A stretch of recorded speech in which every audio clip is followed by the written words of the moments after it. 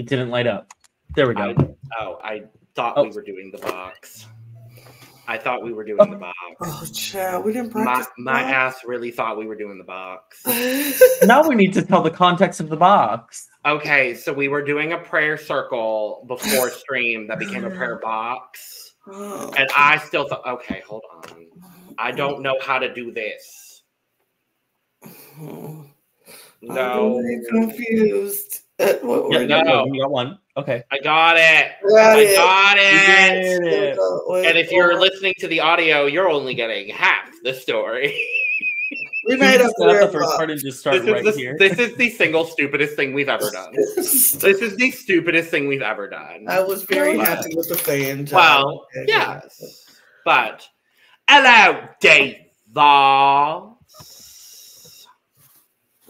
And Absol. Welcome he's acting like a crackhead all of a sudden. Work. And welcome to the Currently Unnamed Podcast, where we put the real and the tea in reality. And you can always come to us first to quench your thirst. I'm Logan Murphy. Say something gay. Today, I'm drinking water. But not just any water. I'm drinking coconut water. Ooh. Because it was the only beverage other than water currently in my fridge. So I'm drinking some beautiful coconut water, and I would just like to say I'm sending Cheryl home again. 2 weeks in a row. Speaking that into existence. Well, this was the episode she got eliminated on, so this was the episode and the challenge she got eliminated on. So who knows? History could repeat itself right about now. Oh, I hope not. I hope not. But yeah, that's me. Hello. She's Lana. Are you done? No. Yes. I was just, I mean, you all had a lot of stuff going on. I want to make sure you're done. They said, and that's me. I did say that. So thank you. Oh, well, hello. What's up? How y'all doing? How y'all living?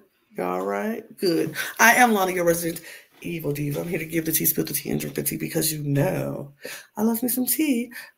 And if you have some tea, you know what to do. Hit me up. I currently am just drinking water.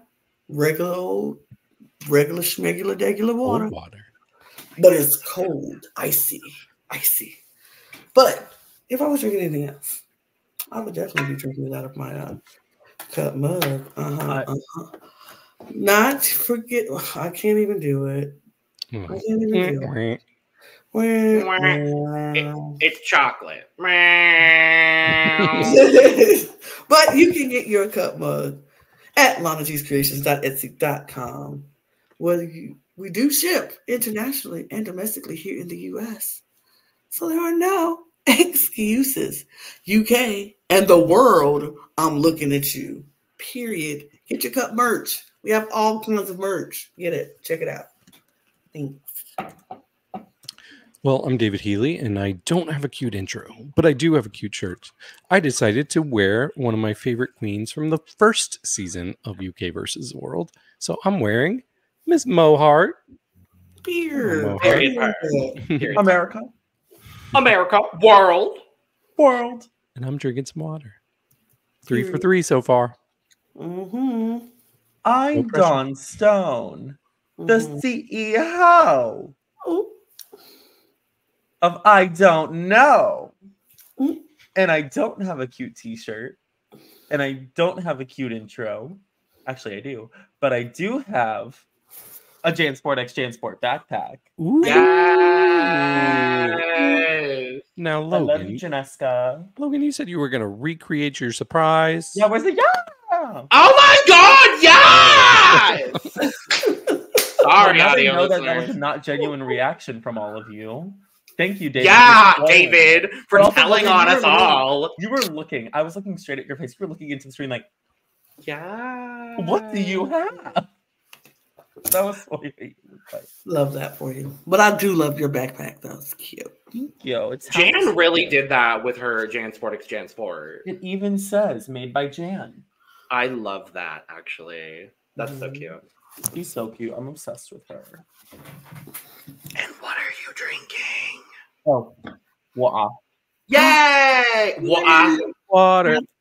Panel full of water. Panel full of water. If there is one thing we are today, it is a hydrated podcast. Panel full of water. Panel full of water. Lana, you got the cinematic effects today. Yeah. I mean, well, that's what happens if we had a panel full of cup mugs. Because that's what we do now. Mine's in the washer. I get it. It's fine. Every I know you have it, therefore I'm very excited. But I can't compromise on the panel full of cup mugs if we don't actually have a panel full of cup mugs. So, but it's okay. Do you want me to stop my washer? No. Go back. No. I mean, you're circling back to the cup mug. Let's circle back to the cup mug at the end. Circle back to the cup mug. Yeah, we'll circle back to the cup mug. Well, anyway, while he's going to get his cup mug, we're here talking for probably a long time today about UK versus the World Season 2, Episode 2. Panel full of cup mugs.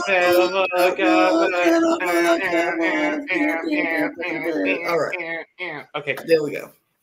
But yes, we're here talking about Episode 2 of UK versus the World Season 2. Lana and David, I'm very happy to have you here since Dawn and I were holding down the fort last week. Yes. I was going to say, do either of y'all have quick thoughts about, or if you want to take your moment, you can, to talk about the premiere? It was a good premiere. It was a very good premiere. Hey, and I freaking love me some Marina and some Grande Dame, so I am happy with how this season started. And to the comment section, let me make it very clear. We do know that there are 10 other queens cast on this season other than Marina Summers. Thank you. Oh. We are going to be giving a lot of different queens, including Marina, but not limited to Marina, their flowers on this episode.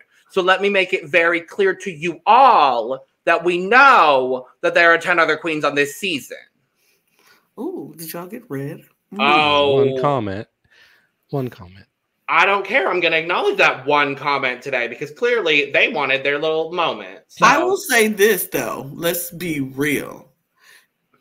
Marina Summers is everything. Exactly. Yes. I mean, I agree with you. I mean, if I was here last week, I probably would have been like, all praise to Marina Summers because she ate it up last week. Let's just be real. But also, a lot of people ate it up last week, and a lot of people ate it up this week. That's what I was about to say. I was about to say, this week, you will get more flowers to more queens because a lot of them ate it up this week, and I'm so excited to talk about it. So, yes. Let's jump into it. But before we do, thank you, Lana. Get the business out the way. Absolutely. Make sure to subscribe if you've not already, because we are here almost all the time giving you almost all things drag with 5 active drag franchises over here on the channel, plus some exclusive drag and other content available on our membership channel. So if you would like to become a member of the channel and join the tea room, hit the join button down below on this video, or you can go over to our Patreon, same content, different platform. Make sure to go check those out. That link will be down in the description below. We've got 2 other channels as well with Almost All Things Reality TV and Almost All Things Eurovision Song Contest. There's a couple European franchises in this, look versus the world. So there might be some Eurovision fans. Make sure to check out our Eurovision stuff as well and our reality TV content because we got a lot coming on both those channels very, very, very, very, very soon. So let's dive into the episode. We come in. I was trying to say something before, and then you said "but" first. Lana, go ahead now. You're fine. Lana, I do have a question for you though. Before we get into this episode, so you got one episode with the icon-igeable legend that is known as Mayhem Miller, and I wanted to know what your thoughts on her since this is your first experience with her. We love Mayhem here. Yes, I did like Mayhem. I wish I was to see Mayhem a little longer, but I understand why Mayhem had to go. I was sad, but I enjoyed the little I have of Mayhem. I wish Mayhem would have done better in her talent because honestly, her talent could have been anything. She literally could have said anything and nobody would have known that she messed up because just start saying weird stuff like, chickens taste like frog legs taste like chicken. Just something weird stuff. I was reflecting on that after we recorded our episode, Dawn, and I was reflecting on it and I was like, I wish she had just gone into iconic Drag Race catchphrases. Yes. Like bitch, I'm from Chicago. Oh, that would have been everything. I'm here to fight. Yekaterina Petrovna Zamolochkova, but your dad just calls me Katya. Wigs, mommy, wigs. like I really wish she had and obviously it was a spur of the moment thing where she forgot what she was doing. I think that coupled with the bowls she was doing, I think that could have been a really fun and dumb talent that she could have done, but unfortunately Mayhem is gone. What's that? But she is. I would love to. I guess I'm gonna have to go back and watch some more stuff. I'm gonna be honest with you.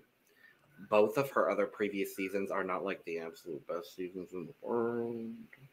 Doesn't matter. Mayhem is just kind of like there. The whole you'll time. Probably Mayhem. If when we go to DragCon, you'll probably get to meet Mayhem because she's all over LA. So that's I like both of her previous seasons.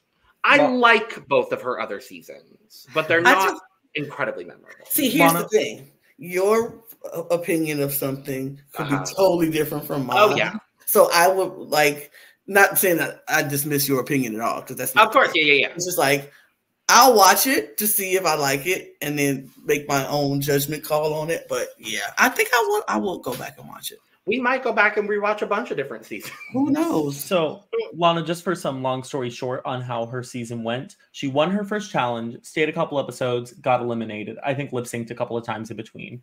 Right. Didn't make it to Snatch Game. All Stars 5. Bottom 2 first episode for the talent show. Kind of did decent, left again. And then she came back. And it's she's just one of those queens who's really amazing at drag and is a local legend, but it's just not for Drag Race. Yeah. But we love her. And she I think she's taking this moment really well because she is the meme. And her elimination episode aired on her birthday. Sick, twisted, sick. And she stole her lipstick, and I love that for her. Work.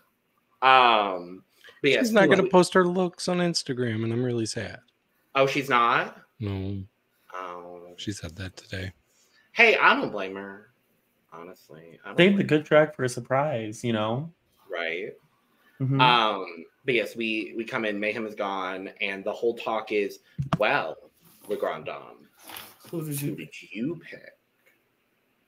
And I was not surprised to see that she also picked Mayhem. So, not surprised. I get it. Sad. I mean, look, nobody wants to be responsible for sending Gothy home, but the first time, that's just rude. I would have sent her home. I don't care. That would have been me. Girl, you bye. First time, that's your fault for landing in the bottom in the first week again. You shouldn't have did that. So bye, Francesca. Bye, girl. I was gonna say she's gonna be the Francesca of Drag Race. Damn. Sorry. But yes, they nothing else really dramatic happens, I don't think. And then we go to the next day, and they all come in, and then Michelle walks into the workroom. Mother. That pink suit was kind of out. Michelle, whoever Michelle's stylist is, always does her so well. I love that when Michelle is in a country, she will always use that country's stylists and makeup artists. If you guys didn't know that. I did, yeah. Yeah, in Australia, at least when she was in Down Under for New Zealand, I know she used a New Zealand makeup artist. I'm not sure about her stylist, but I'm sure she does the same thing because she loves connecting with those cultures. And I'm sure I think she's got Yeah, I think she's got regulars now for the country she goes for all the different seasons, which is so sickening. Yeah. Meanwhile, Rue keeps dragging around the same dark mode Raven, but it's fine. But Michelle walks into the workroom, and we find out that this week there was no mini challenge. Yeah, there was a mini challenge. There was the mirrors. Mirror on the wall. Oh, I completely forgot that happened. Mirror on the wall. I was so focused on the looks. I just want to talk about the looks. But yes, the mirrors. This really reminded me of, and I said it when I was in our viewing party. They pulled out the mirrors, and I was like, I want to bring Joe Black back. Please. Same mirrors that I'm really not funny today. Jesus Christ. Well, they kind of did bring Joe Black back, but we'll get back to that later. Oh, Oh, they kind of did. Oh, I just realized. Did y'all have any thoughts on the mirrors? No, it seemed like there was kind of contrived drama from. I mean, I don't have any specific thoughts on the mirrors, but the contrived drama that came from it was kind of weird. Like people like, who said this about me? Who said? Oh yeah, because Arantxa gets named as the neediest, but Jonbers got some votes. Jonbers got second, and it's just like, and I have to acknowledge here, did how dare you? Well, and then Jonbers voted for Keta Minaj, and I'm like, who the fuck are you? Who the actual? Does not know who Keta was. No, clearly she doesn't. But yeah, it was like, who's the biggest competition? Marina. Who's the shadiest? Hannah. To which I said, Choriza May is right there. I was like, no, Hannah's right shady. Hannah's shady. That shady. I was like, Hannah been shady. Like that premiere episode, she was super shady. I just think Choriza's a little bit more shady, personally, but that's me. I mean, I haven't seen Choriza do everything. Yeah. I must say, I haven't seen Choriza do everything in her season of but in this particular episode and season, it was definitely Hannah. I would have said Hannah too. And then the other one was also Marina. I don't remember what the thing was. Who's the prettiest? Beautiful. Prettiest. She's the prettiest and the biggest competition. Absolutely. Of course she is. Absolutely. Of course. And that's facts. Those are all facts. True. But yes, Michelle says that it's the happy endings ball. We've got 3 categories, and you have to make your drags to riches eleganza out of scraps of crap. Honestly, I was like, this ain't a good select. And then, like, looking at it head on, I was like, oh, there's nothing to work with here. And then as the girls were destroying it, I was like, oh, they hid all the fabric underneath. Mm-hmm. So they had all the unconventional materials on the top. They hid all the fabric in these baskets. I'm like, get in the basket. Get in the basket. Okay. I'm Dorothy. You're Toto. Get in the basket. Read you down beneath. Okay. Anyway, so they're running to get their stuff, and then yes, we get this contrived drama where Jonbers is like, "Who said my name?" And I was like, girl, you didn't even win.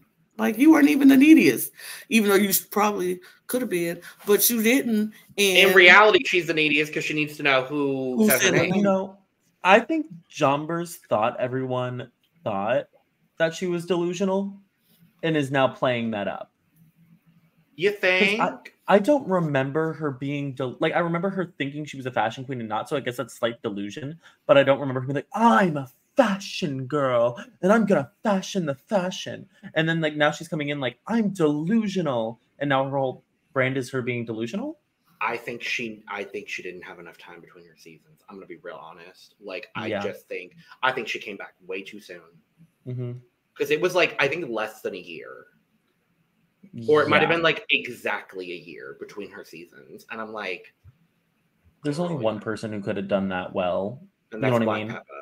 I was gonna say Cheddar, but I was gonna say Black Pepper as well. Yeah, but like, yeah, I get what you mean though with Black Pepper. But I was like, but I'm like, okay, we're like, Jonbers, you're delusional, but I love you. But I'm like, girl, what is happening? What?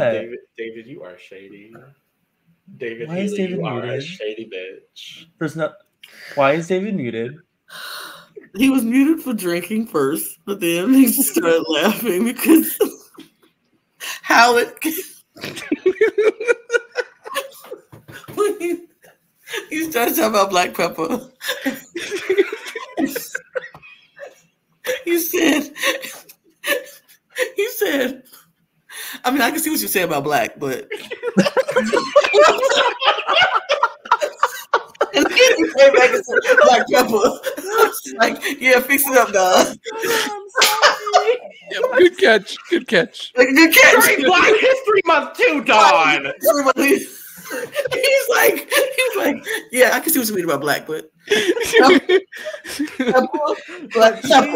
Pepper. You caught it though. You caught it, bro. You fixed it. You snatched it. You said it. You snatched it and reeled it back in. I was like, "Yep, work." Oh, nobody. I was in that conversation for you, and then I saw David cracking up. When David started laughing, and I started laughing, I was like, "Oh god!" Right now. I was like, I'm hoping they didn't see that because I was like, I'm gonna be called out for something that I don't want to be called out. No, for. You're fine. Don't worry. You are fine. Put it on Twitter. You snatched it. Oh no, I fully planned to, but you're fine. It was the way you did it. You were like, "Yeah, it's fine." I mean, I get what you said about black, but I get what you said about black. But sideways, I was with my friend Eris the other day, right? Yeah. And my friend Eris Andrews, love her, and she was. This is it goes with. I promise this goes with the story. And we were talking about, I live near Orlando, and she lives in Orlando, so we were talking about the House of Black, and instead of saying the House of Black, I was referring to their family. So I was like, "Oh yeah, and there's the Blacks," and I was like, "Oh no. That reminds me of the family edition of The Amazing Race. The Blacks.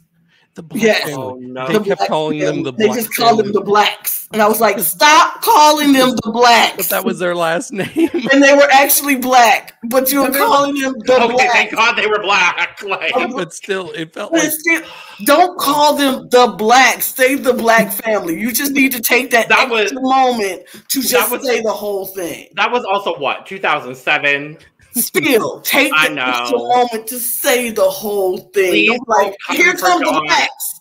Please don't come for Dawn Stone on the internet. She's already been through enough. I mean, well, I just don't think before I speak sometimes. No. It happens, baby. It happens, baby. You're fine. Anyway. Look, from the Black on the Panel, you're fine, baby. You're fine. I am know what you a mean about Black diva, so you are fine.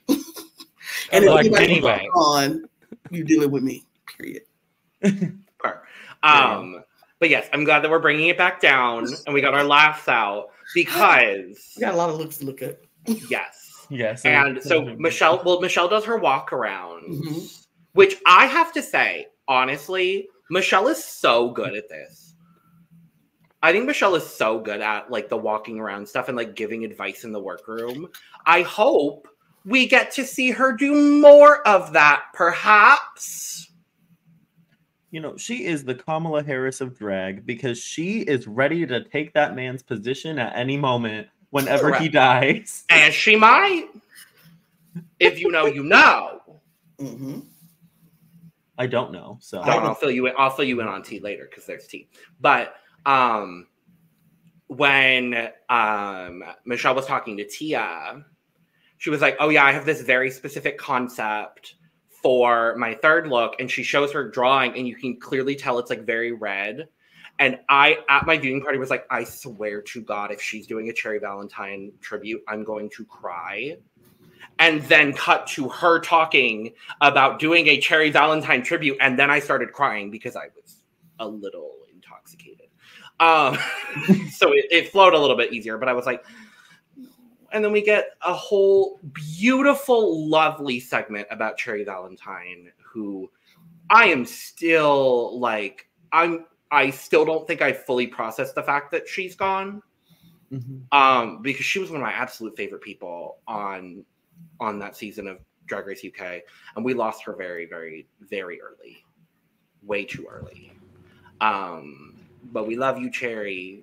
I hope, Lana, that we will get to introduce you to Cherry because she is a gorgeous, gorgeous individual, and her season is incredible. So I would like to do that at some point in the near future, is introduce you to that, because Cherry and that entire cast, but Cherry specifically it's an angel. She has the best laugh too. She does. But yeah, I was just like, oh, the Cherry. It hit me in my soul. It's like, God. Okay. And then it's a whole bunch of workroom stuff on who can sew, who can't sew. You're on All Stars, you can't sew. Marina. But I also Marina. Well, we can't say nothing about that. We can't say nothing. I'm not going to say a single thing about it. What about saying she ate that up? Was there not a design challenge on Philippines season 1? There definitely was. And she was safe, wasn't she? Yeah. Oh, yeah, because it was like episode 2. Yeah. Venus. I watched that. I was going to say, Lana, you've seen it. Ooh. There were two design challenges. One towards the end? I think so, yeah. Yeah, one later on. But, Okay. I didn't have anything else from the workroom stuff. I don't know if anybody else did, but... I mean, we did get a moment where the UK girls got called out for saying that they were going to work together. Oh, yeah. With Jonbers and Choriza was talking to Michelle, and she was like, "So are the UK girls working together?" And Jonbers was like, "Yeah." Oh, because this provided my favorite moment where Tia was like, "Apparently so." Like you did. I might need that as a soundbite, David. Not today, but like I might need it. Apparently so, to go with, or even relevant to the conversation. Like, I think I might need those. So. Yeah, it was so everybody was like, "Oh, okay." Scarlet was like, "Well, glad you made this more easier for us, UK girls. Thank you." And I was like, I don't think Scarlet is the drama this season. No, she is so the drama this season. But she's so the drama this season. I'm obsessed with it. But that was that. I will say, though, I know this is slightly spurred by the fact that Mayhem went home first. I'm really happy that the US girls are not the focus so far 2 episodes in of this All-Star season. Because on UK vs. the World Season 1, it was very, like, it felt very Mo Hart and Jujubee led. And then everyone else was doing so well around them, but it still felt like they were the main attractions, kind of. And I don't feel that on this season. And I think it comes down to Mayhem going first, but also the US queens that they did cast, I don't think are like the biggest names in the world. Mm-hmm. So I like that there's exactly. And they're both powerhouse queens in their own right, but they're not really like drag race powerhouses. So I like that it feels a little bit more balanced 2 episodes. Mm-hmm. That's the point I'm trying to make, is it just feels a little bit more balanced. Gotcha. But yes, let's just get right into these looks. I think we should. I'm trying to play the music.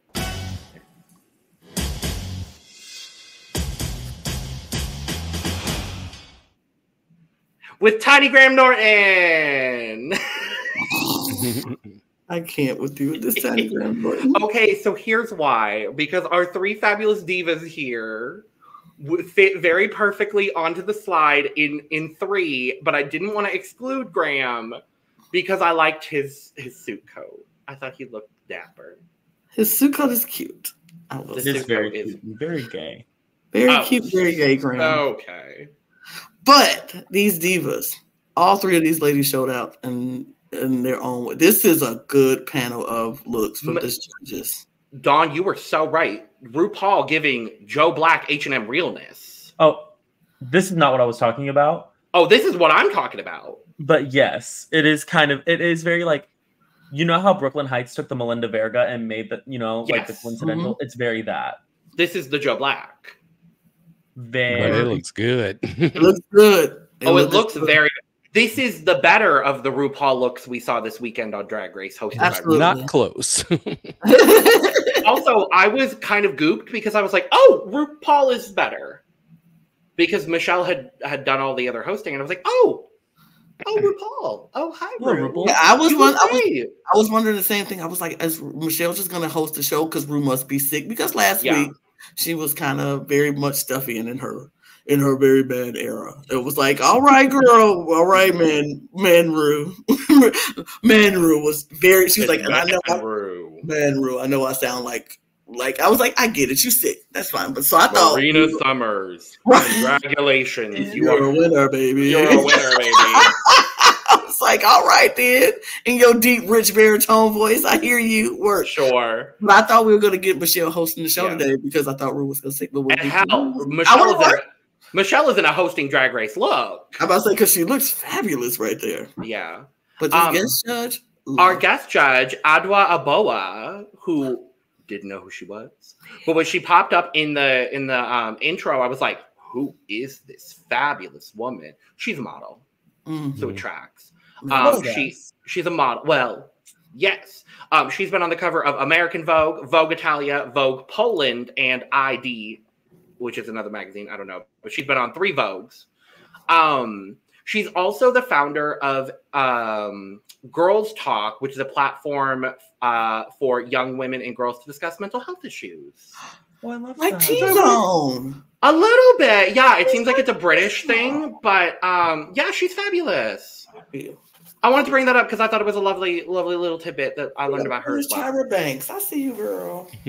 Probably, hopefully, a lot more conscious of people's and their feelings. Feelings, hopefully. Mm-hmm. But anyway, yeah, I was like, the divas got the assignment today, and Graham also looks very nice. But I don't think you're ready for my intro slide today. I don't think any of you are ready. The background is backgrounding today. Okay. Purr! Oh, look at you giving us fairy tale ever after happy Raspberry. You drew that all by yourself? You drew that? Yes. So talented. No. She quilted it. She literally hand sewed it. Yes, I hand sewed it and then digitally rendered it and then uploaded it for you all. Yes. You are so talented. Well, yes. Thank you. Thank you. Hello. Love it. Thank you. So yes, it is the. Thank you. You're welcome. Every time I do it, Lana dies laughing. That's what I was like. You're welcome. You're welcome. I don't know why that's so funny to me, but go ahead. But yes, it is the Happy Endings Ball. Categories are Lady Prince Charming, She-Evil Queen, and Drags to Riches Eleganza. So it should have been She-Evil La Queen. Oh, well, Eva La Queen is not on this season. She-Evil La Queen. She-Evil La Queen. She would have been like, yes, but work. Well, anyway. And Prince and She-Evil La Queen. Ooh, look at you. Look at them dragging the Philippines. Who's rich? Who's rich? Silhouette? Probably. So the best way we decided to do this is we're going to talk about each queen's full package at the same time. Perfect. So we've got 3 slides in a row of all of their looks. So we're going to talk about one person, all 3 of their looks in a row, and then we're going to move to the next person. Because we did that with the season 16 ball, and it worked so well. So I think we're going to try that moving forward for the balls this year. Because I think it just makes a little bit more sense. So the balls. And in advance, thank you, David, for keeping track of scores. I appreciate you very much. Because that means I don't have to do it today, and I don't have to pull out my calculator mid. Okay, whatever. I don't have to pull out my calculator mid recording to do math. So thank you. First up, we have Conda, and this is her Lady Prince Charming look. Dawn. I think this is adorable. I think it's camp. Now I know where she got the inspiration for her colors from, at least for her final look. So I kind of like that she at least tried to add the cohesion. I do enjoy, in a weird way, the colors. I know it's almost so tacky that it's good. You know, it's like intentionally tacky, which I kind of like about it. I like how she just really just played into the gayness of it all. And I enjoy, I like it.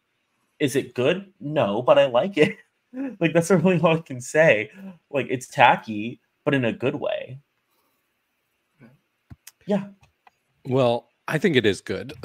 I think it's very good, actually. I actually said it's like a creep in the best way. I just get such a creep vibe from it. I think it was intentional. It kind of reminds me of if you've seen Trolls, there's the main I can't remember his name, but he's the guy that likes to eat the trolls, but it kind of reminds me of that character. I think the colors look great. This was a very, very good look for her, I thought. I'm not so sold. I thought it was all right. I like the pants. I do like the pants, but I'm not a fan of the jacket. The color scheme for me is not. It feels like I feel like the green needs to be greener, or because it feels like it's like puke green. Puke, yeah, like snot green, like mucus. It's like mucus, and I'm like, mucus. I don't like that color with that pink. It's just, I don't know. This color's throwing me off. And then to have gold pants, I was like, I don't know. It's just kind of throwing me off. It's all right.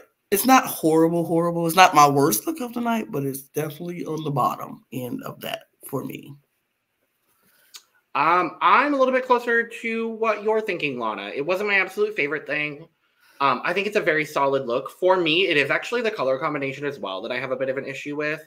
I like the green with the pink. It's very Cosmo and Wanda for me, which I enjoy very much. The gold and the different colored gold pants throws it off for me a little bit. That's where it comes down for me. I think this is a very perfectly fine and wonderfully executed look. It's just not my absolute favorite look in the world. Mm-hmm. So, scores for Conda. I'm gonna give it a 60. I forgot to mention I really like the bulge too. I thought that was funny. I gave it an 83. I gave it a 62. I gave it a 68. Oh my gosh, haters! Okay, Hannah Conda should have been in the bottom two this episode. I'll say it right now. And we just praised her last week to that person in the comments. So yeah, I gave her a lot of praise last week. Thank you. But we love Hannah. It gets better for her. And I love this Shiva Queen look. It's very classic. You know, I'll give her that. I think it's cute. I just I liked it when I first saw it, but then, and I like it as an outfit, like as a standalone Evil Queen outfit. But when I saw everyone else, it kind of just like that in part. comparison. I will say this is one of the most top tier balls of all time, in my opinion. You know, like this is an amazing ball. So when this was coming out, I was kind of like, it's cute. And then like I saw everybody else's and I just immediately forgot about it. You know what I mean? If this didn't come first, I wouldn't like it as much as I do. Yeah, I thought this was another really good look for her. My only issue, and I have this issue with a few of the queens in this category, is it's very on the nose. Like when you think of Evil Queen, this is pretty much it. But it's so well done, and I really like her hair in this. That's my favorite part, and I love the contacts. But overall, I thought this was very good as well. Yeah, I thought this was her best look. This was her best look for me, was this one. I like this one. And yes, it is on the nose, and a lot of them was very on the nose. But I feel like if you're gonna do on the nose, do it right. And I think she did it right. And so I like this one way better than I like her first one. Yeah, I agree. I think this was her strongest look for me. I don't mind that it's as on the nose. Because there's a lot of interpretation that can be done with the category. And I think while the look might be a little bit more on the nose, I think her characterization of it really elevated it, because what she did was what we know to be Evil Queen, but done very, very successfully. So I didn't have as much of an issue. I understand everyone's perspective. And I appreciate all of the perspectives. I don't know what I'm trying to say here. I was about to say, where were you going with this? I don't know, Diva. I really don't. All right. Scores. I'll just move along. I'll give it an 80. I gave her an 88. Oh, I'm sorry. That's okay. I am right in the middle of you. I give it an 84. Well, if Lana hadn't interrupted and we had gone in order, it would have been an increasing progression, because I gave her a 90. Oh, I'm sorry, David. It's all good. Dawn with the low scores today. Yeah. I don't think she's the villain. Y'all were complaining about how I am, so I'm trying to be. I'm trying to be more fair. Okay. I'm not gonna try and give everybody balls. It's a difficult ball to not try to give everyone a full. Let's be honest here. Based on everything else, I can't. Yeah, and also based on everything else, especially based on this Drags to Riches eleganza that Hannah presented us here today. You know what, Hannah? You did that.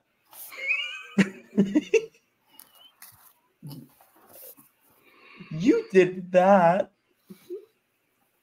It is made out of materials that are on your body. This is an adequate gown made of materials that are on her body and some rats. If this was any other ball, like if this was not an all-star season, I think she could have possibly been safe. But Mama, I appreciate the camp and I appreciate the concept. I got it immediately that the mice were helping her with the dress because princesses. But even like if she were to go into that, I wish there were like details like mice like as her earrings, or like just, or at least like stone the mice, which I know is a lot because then you have to match the stone colors of the mice. Humane. But you know, like you have to give the mice a particular substance, get them feeling some type of way. You got to stone the mice. When you give a mouse some green. Okay. But yeah, no, this is a look that is on her body. Yes. Well, yes. Well, yes. I don't hate this. It is in my bottom 3, but there were a couple I thought were worse than this. But I think that she was probably one of the better ones, if not the best, at actually showing drags to riches, rags to riches, because you see like that this is not already like a beautiful look. So you kind of see the transition there. And I got a whole like Lisa Frank vibe from it that I appreciated. The way this was so much better than it looked like it was going to be in the workroom. I really appreciate that. And I like the theme to it. And she looks good. Her face does, like, and I really like this wig. It just has like a whole 80s, like I just saw Lisa Frankenstein and it's kind of giving me that too. So I don't think it's that bad. I don't either. I kind of think it was good. I thought for it to be something she made and the concept I understand what she was trying to do. And it goes with the story that she showed from the first outfit to this outfit, like the color scheme of it all. I like that. I appreciated this for what it was. I thought it was the good concept, and I do agree. Like, I wish you would have put some like bedazzle the mice. Maybe drag it up a little bit more. Give me some sparkles, but it was good. Yeah, I don't think this was my least favorite of this category. Unfortunately for me, given Hannah's entire package, like I said already, I think I would have probably had her in the bottom 2, though I am interested to see what my scores will say, because they might say otherwise. But I thought this was good for her level of construction, and I like that she didn't go with something basic, and she did try to do a full gown. So I do give her props in that regard. Unfortunately, I just think some of the finishing is weird. I really don't like the tulle that's happening on the arms. I just don't think that's a very successful part of the look personally. I do like the corset that she glued. I think that's nice. This is a big step up from what she made on Down Under season 2. So I will give her that for sure. I just think the finishings could have been a little bit stronger for me. Were you expecting her to be like, hey, in Australia, we just glue things on a black corset? Yes. I honestly thought she was just wore a white panty last week, so she can only I wanted her to just come out in a corset and a black panty just to spite RuPaul. Like, I honestly wanted that. But as the caterer. Mm-hmm. Scores. Hi, Gab. Scores for hey, Gab. Also, why does she not have a necklace on? 40. Oh, little necklace. Okay. I gave it a 71. I gave it a 70. I gave it a 66 because she was trying to serving fashion tonight on the runway. Serving fashion tonight on the runway. Serving fashion tonight on the runway. I love Gab. Shout out to Gab. Next up in the ball, Jonbers Blonde. Oh, I'm so sorry. I have to keep it up. It's JB, y'all. Stop it, please. No. Just stop it. Cut it, please. I hate it. I hate it Nope. so much. It makes me literally cringe every time you say it. Good. I completely forgot about this look. If I'm being completely honest. Also, these are not great pictures of it. Like, not on you. That's on whoever took them. But Sure. like the grabs. Shout out to drag.looks, I guess. I'm sure there was just like barely any actual like full on. There's barely any. Yeah. So, but I'm looking at it, I'm like, I can't even score this because I don't know I don't remember what it looks like. You know what I mean? Like, and that does not give me an accurate shape of anything. So I'm just kind of like, okay. You know what I mean? I can see David twitching when you said I can't score this. Can you just put an NA? So Works. that's not how this works. So this was my least favorite of this category. She said she was going for the Vivienne Westwood. I get that inspiration. For me, this looked like it was a design challenge look. It's so cluttered. There's so much going on, and it just was not visually appealing to me. Like, there are parts of it that are all right. Like, I kind of like the wig, but overall, it just was a miss for me. I didn't hate it. I actually kind of liked it. I don't know. I know it's busy and it's a lot, but I don't think it was that bad. I think it was okay for me. Like, I got the concept what she was trying to go for, and so it made sense in my head. But I don't think it was that bad. I think her face looks beautiful. I like the wig. I like parts. I like a good part of it. I think this is very well executed. I just don't know that it's my cup of tea. I think that's where I've landed with it. I think it's a polished look. I get the Westwood inspiration. I'm tired of queens with a Westwood inspiration. I'm going to be honest. I'm ready for that to be put a pin in it for like a couple of seasons. And I know it's just because we're consuming so much drag media, and like probably most people don't have that because they're not watching nearly as much drag as I am or as we are. But can we put a pin in Vivienne Westwood for now? She's great. I would like to see some other references being made on Drag Race. Thank you. But I think the look is clean. It's just not my cup of tea. But I like the wig.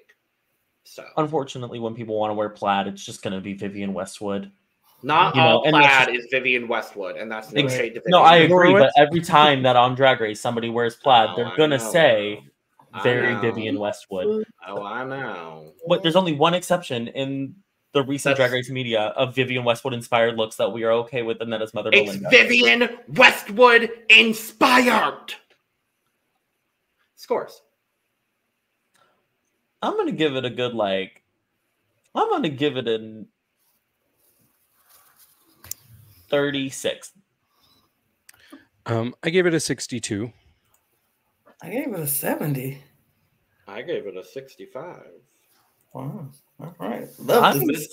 Miss Dawn, we might need to course correct again. We went too high on episode 1. We're going too low on episode 2. We'll work it out next week. We might need some course correcting, darling. Maybe with this second Shiva Queen look from Jonbers.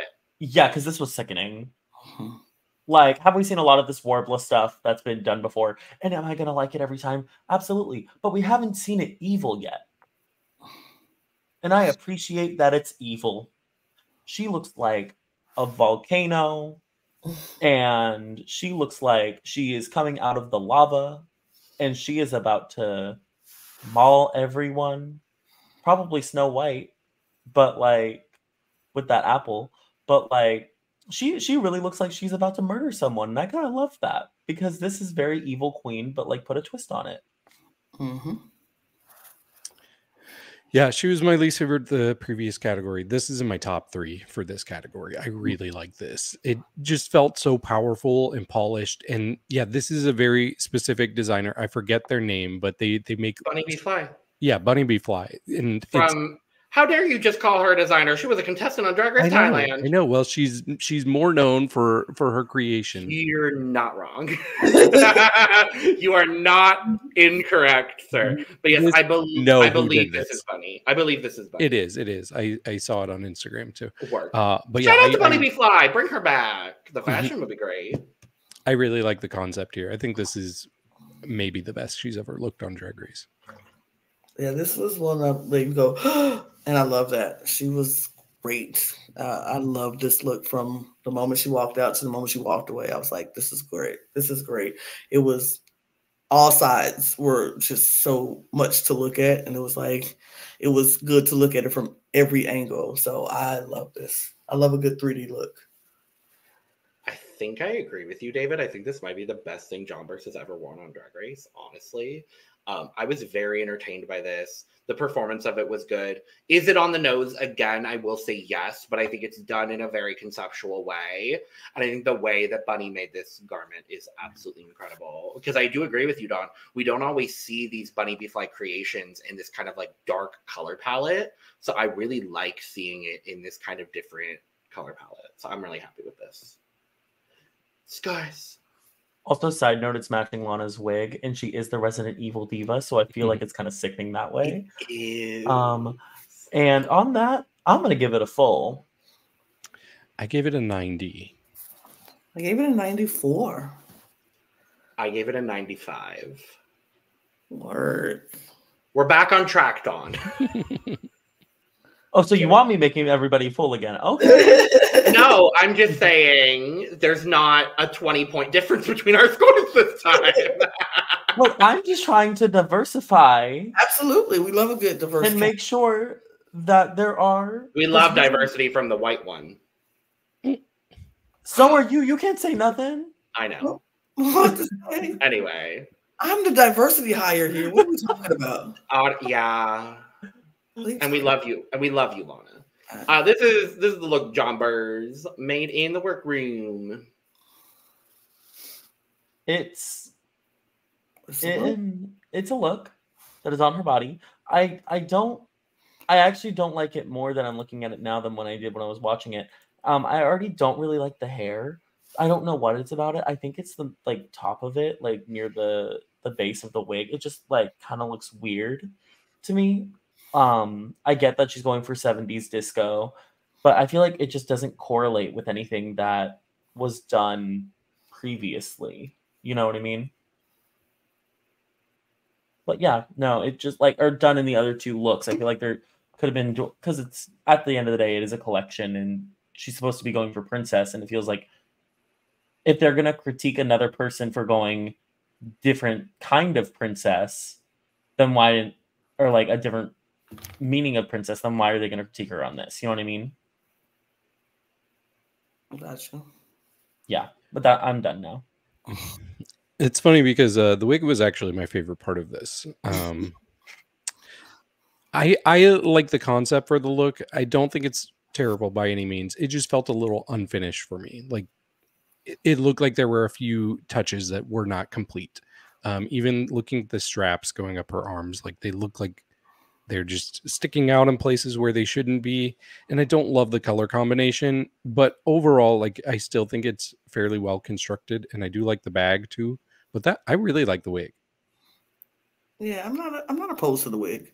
I like the bag. I think I like the look itself as a whole, but if I start breaking it down and seeing like little yeah, I'm gonna see a lot of nitpicks and things that I could pick out. But how I felt when it first came out, I was like, okay, this is decent. It's solid. It's all right. It's good. It's good. So I went with that. That was my feeling. It's good. It's solid. It was okay. Is it the best everything? No, absolutely not. But it's solid. Yeah, this was, I would say, towards the bottom of the design challenge looks for me. I also like the wig. I just think the wig is a little frazzled. Mm-hmm. It's not that like perfect wave, and I don't know what is up with that.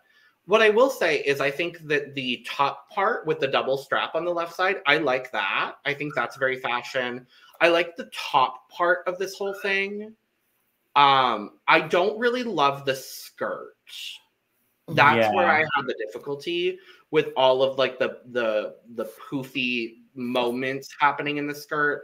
I just felt like she was giving two different stories with it. Mm-hmm. Yeah, it kind of like 70s disco girl takes a tent and ties it around her waist because she just went to a festival.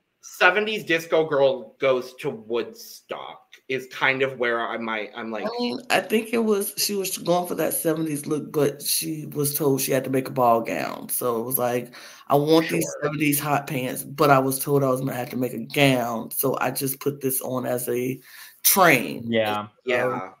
Also, afterthought. I think I figured out what the hair was for me. I wish there was a little bit more teasing up in the top here, so that way the waves could really I want it to be big because yes, it is on brand for the time period, but make it drag. Give it, you know how Janie GK in her lip sync against Jimbo wore when she did the RuPaul look last UK versus the World season. She wore if she had that kind of hair for this in that blonde color, I would have been more fine with that. That's what my issue was. Totally. Scores 60, 70, 78, 68. There we go. Oh boy! Next up, Arantxa Castilla-La Mancha. I can't be mad, but I have to be mad because it's Arantxa. Oh, honey. I love her so much. Me too. She's a great person with a fantastic personality. And she knows she doesn't do fashion, but she tries her best. And I appreciate her effort. But Mama, this is garbage. And I hate to say it because I love Arantxa. But why is your shapewear showing? I'm in Spain without the S. Sorry. Sorry, that's terrible because it's Arantxa. Spain without the S, yeah. She's from Spain. Yeah. Okay, Vid Bowie. Yeah. I mean, I don't think it's terrible. I think it's fine. It doesn't give me Prince really. Like I get that she's going for Bowie, but I wish it was more dragged up and had more of that Prince perspective to it. My least favorite part though is actually the lightning bolt on the eye because it's just a little floppy. It's bad. Yeah, it's like curved. That part didn't work. Also, the wig's not great, but overall, I didn't see their complaints about seeing the under structure. I didn't notice that. I still don't notice it. For the one that always comes for all the girls with their nude illusion, you didn't notice the shapewear? The shapewear? I don't even know what that is, but no, I don't. Shapewear is like Spanx. So see where right in between the shirt and the pants, there's that nude spot right there. That's all spandex. That's all Spanx. That's not that's what's keeping her in and keeping her shape together. I don't see a nude. I see red, and then I see white and blue fabric. Between them. So do you see where the bottom semicircle of that is, right? Mm-hmm. And do you see that kind of corner that's kind of created between where the pattern is and that space in between the pattern? That's not part of the fabric? No. That's the underwear. Oh, okay. I didn't realize that. Mm-hmm. I mean, it's just it's not the best look for me. I'm like, it's messy. It's too messy. And I'm like, even if you're doing David Bowie wasn't messy. David Bowie was intentional. The looks that David Bowie had were very intentional. It was clean, but it was clean. This isn't clean. This is messy. It's very. I can't stand this wig. This wig and that lightning bolt is just driving me insane. I'm not a fan of that at all. I don't think the jumpsuit itself is bad. I just don't think it's right for her. I don't even think she's given the right shape for this look. It makes her look very pear-ish and not in a good way. Like, it's some people who do the pear shape with the, and it's in a good way. I'm not liking this the way it's shaping her body because she has a very beautiful body and it's just not doing her any favors. I don't know. It's just too messy for me. It's too messy. And I like Arantxa. I was like, I'm a fan of hers. I like her. And I wish it would have been better. But this just wasn't the best.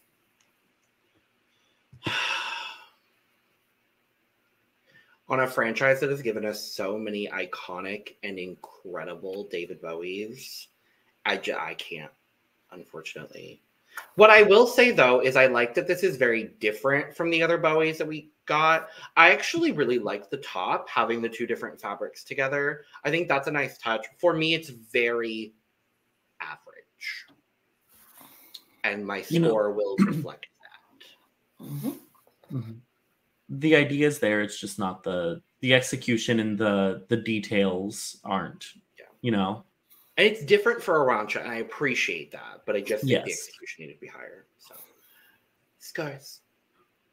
A very, very sad and unfortunate 45. 64. I gave her 54. I gave her a 47. I'm happy that David is the high score, though. That makes me happy. I'm like the least extreme. I'm always kind of crunched in the bottom. Let's talk about her Mean Girls Shiva Queen situation. I got it immediately. Mm-hmm. I think this is really cute. I'm gonna stand by this. I think it's really cute. When they said, I didn't get that it was Mean Girls until you turned around and you were the burn book. A Little Bit Dramatic is one of the shirts she wears in the movie. It's one of her most iconic shirts. So when they said that, I was like, what? Like, of course she's doing Mean Girls. She has the pen. She has... Now, the only thing I would have a problem with is I wish she just tightened that corset a tiny little bit more, or if it was a size smaller, so it really just gave her that Regina George waist. I don't care. This is sickening to me. The fact that it said the word I can't say, book, and it just... I don't care. She mothered here. This was for my generation. This was for my generation, and I'm so happy about it. I live. And mine. And mine. Me too. I like Mean Girls. Yeah. I don't think I'm as high on this as you are, Dawn. I really like the concept. I think it's pretty clever, and I really like the big pen. My issue is that she's getting kind of swallowed up in this. Like, I wish everything was just a little bit smaller, except the pen. Just because, it's just all just big and loose, and it just wasn't as visually pleasing as it could have been. Because I really do like the concept, but I still think it was okay. Yeah, I gave her props for the concept for sure. I was like, when she walked out, I was like, okay, because they didn't say where the evil queens had to come from. What she was like, and my evil queen is Regina George, and so on brand for her to pick Regina George. And because, like she said, she was trying to do her child. That's her drag is her childhood that she didn't get to do and be as a girl that she wanted, the girl that she wanted to be, and so she's like, for me and my drag, the 2000s is where I like to pull from because that's where I always wanted to do this as a teenager and couldn't do it. So now I'm doing it now. And I love that for her. I think this is a great concept. I agree with you, David, that I think that it's swallowing her. That cape is so big and it's taking over a lot. And I wanted if you're going to do the shirt, I wanted it to be more pronounced. I wanted it to be more I don't know. I just wanted it more. And the leather skirt is cute, but it's just a little leather skirt. It's like I want more, but I don't want more. I'm very confused about what I want in myself. I want it to be more, but I don't want it to be more. So I think what you're trying to say, Lana, is you would be screaming and tipping the girl if you saw her in the club. Right. Drag Race, this needs to be a lot more. Absolutely. If this was her club and she was coming out and doing this at the club, like, yes, mama, you working, do your Mean Girls concept, be Regina George, da da da da. On this stage, I'm like, it's not enough because the other girls are going to eat you alive. And that's what happened. Concept, 10 out of 10. I love it. I definitely agree. I actually really like the concept of having the hooded cloak as like the burn book, as like a sweatshirt with the burn book. I really like that. I think the difficulty here is actually with the fabric that she used for the cloak, because it's very heavy velour fabric, and that, like you said, David, is just going to swallow her up. I will say I love the corset with a little bit dramatic. I think that's lovely. This pen is one of the stupidest things I've seen on Drag Race in a while. How did she pack this? I want to know. And I like the wig as well. I like the little horns in the wig. I thought that was a nice, cute touch. Overall, I just needed the execution to be a little bit higher, but the concept does a lot for me overall. So my favorite look of hers by far.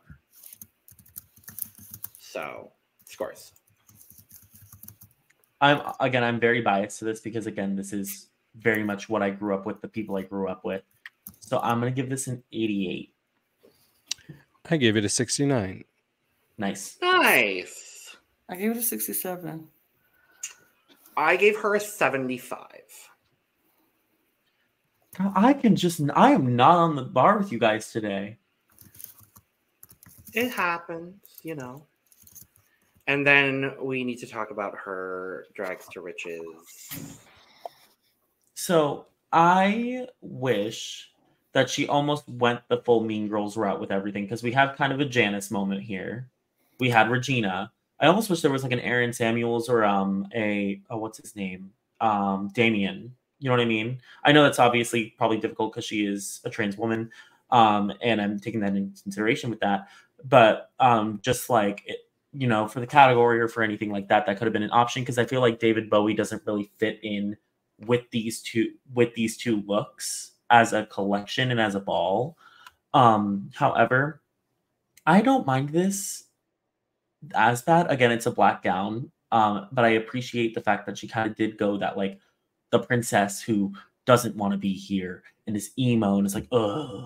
Like, I think that's kind of a fun concept. I really like this hair. I like the keyhole that she kind of put in the neckline. And I like the gloves with the bows on them. I think that's a really cool idea. Honestly, I'm really not that mad at this. I think Arantxa did a pretty good job. I agree with you. I'm not mad at it either.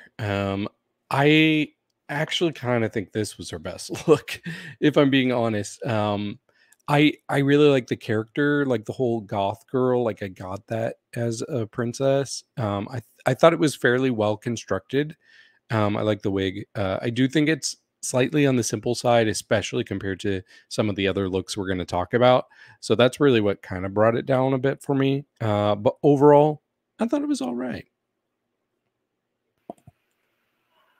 I don't think this was bad. I just think this was a weaker look in a sea of really, really, really great looks.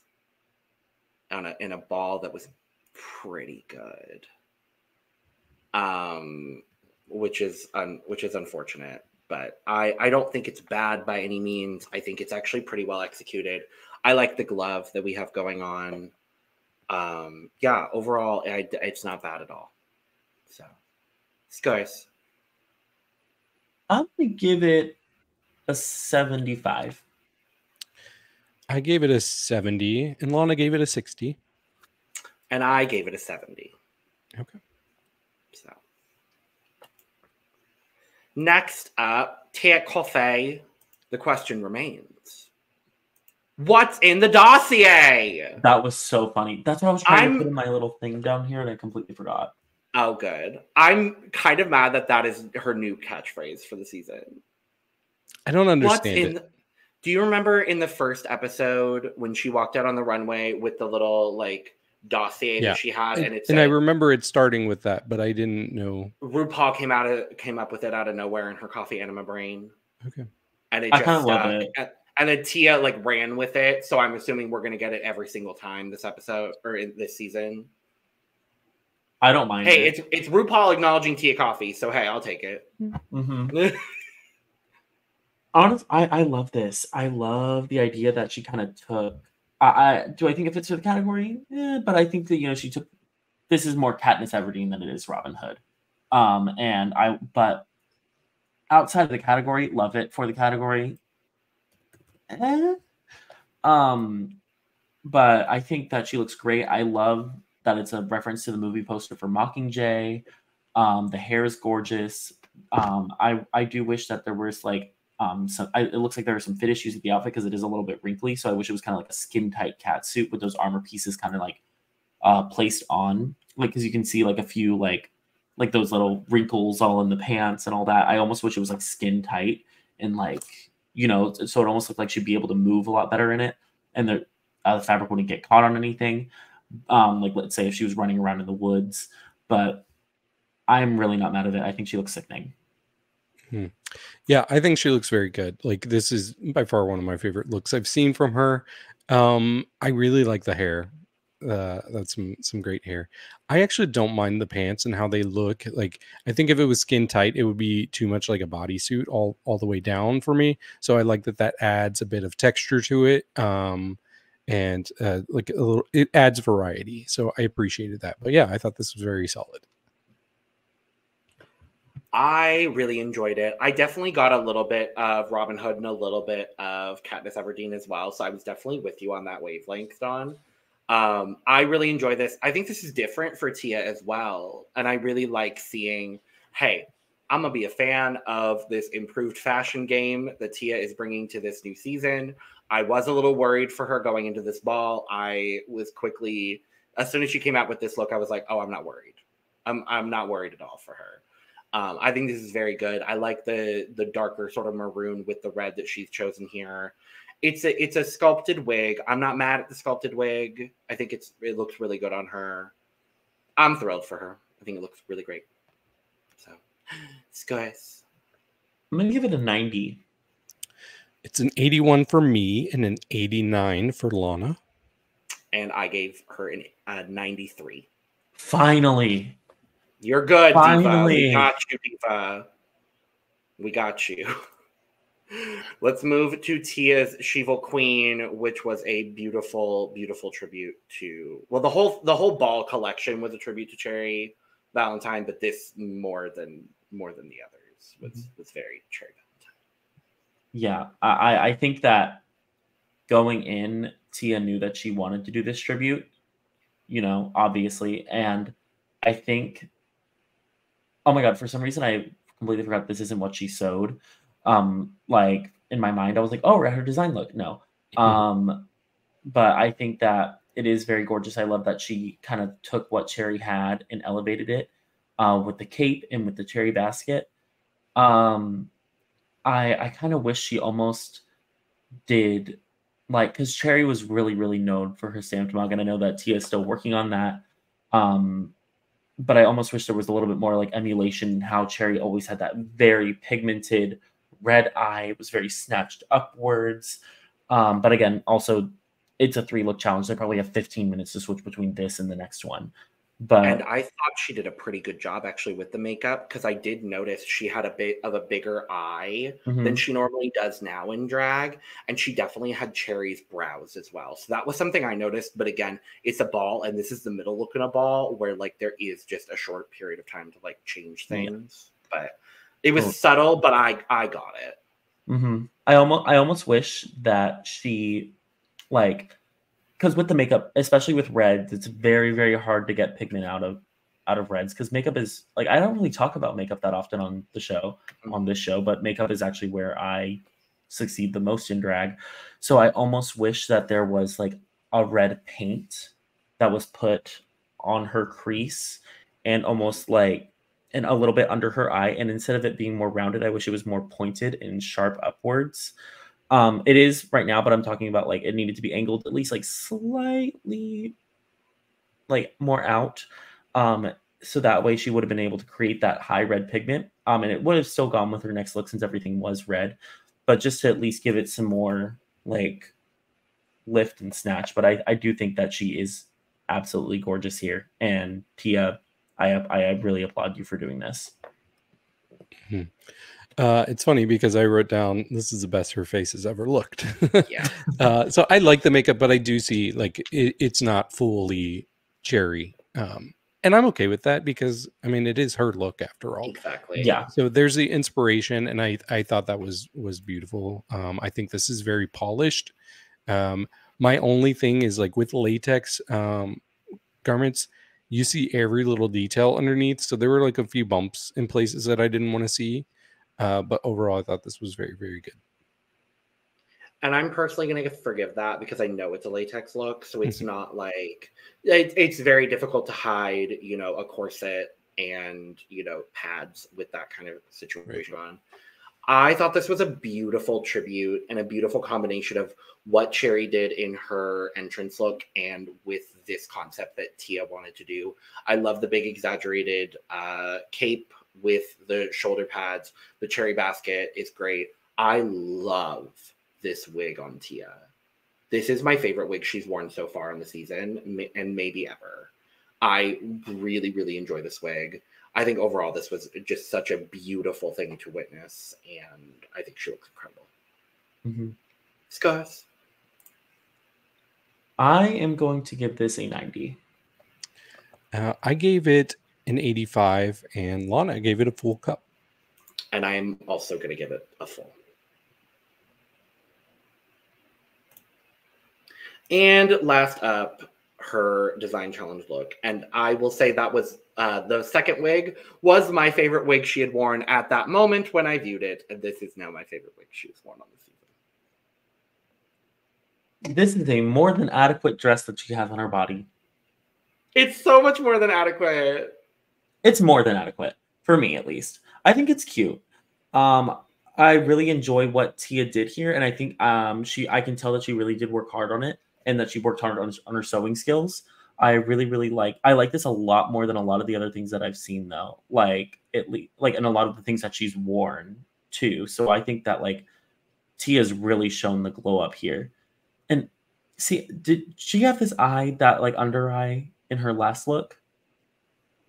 No, I think she added that for this look. I almost wish she added that on the last look, but again, it's a transition between two balls, so like ball looks. So like I'm not gonna shade her too much for it, but she really does look sickening, and I think it was really smart for her to keep everything in one color, not only for Cherry, but in a competition standpoint. She knows that she's going to have to switch between these two looks. She probably saw Prince and Evil Queen and knew those were going to go together, so knew that she kind of had most of these girls knew that too, because there's a couple other people that were very intentional with the way that they coordinated their first two looks and then ultimately their third one. But Tia was one of those people for me too. For sure, it was like her and Hannah and not Grande Dame, but Marina did it. Marina did it, and Choriza did it as well. Yes. But no, she looks amazing. I love the detail in this hair. Work, Tia Kofi. It's so funny because a lot of my notes are contradicting with a lot of things that Donna's been saying. And this is going to sound like more of a read than it is, but I wrote that I don't see a lot of effort in this look, but it still works for me. Like there's a lot of simplicity to it. But it still is being pulled off well. And I agree, this wig is really, really cool looking. I don't think I've seen a wig like this ever. My favorite part, though, is actually the top. I really like the swoopy feel to it. It kind of looks windstruck. I think that part is really cool. And whatever's going on with the hands, I like that too. The gloves. Is that like... Yeah, she made like a...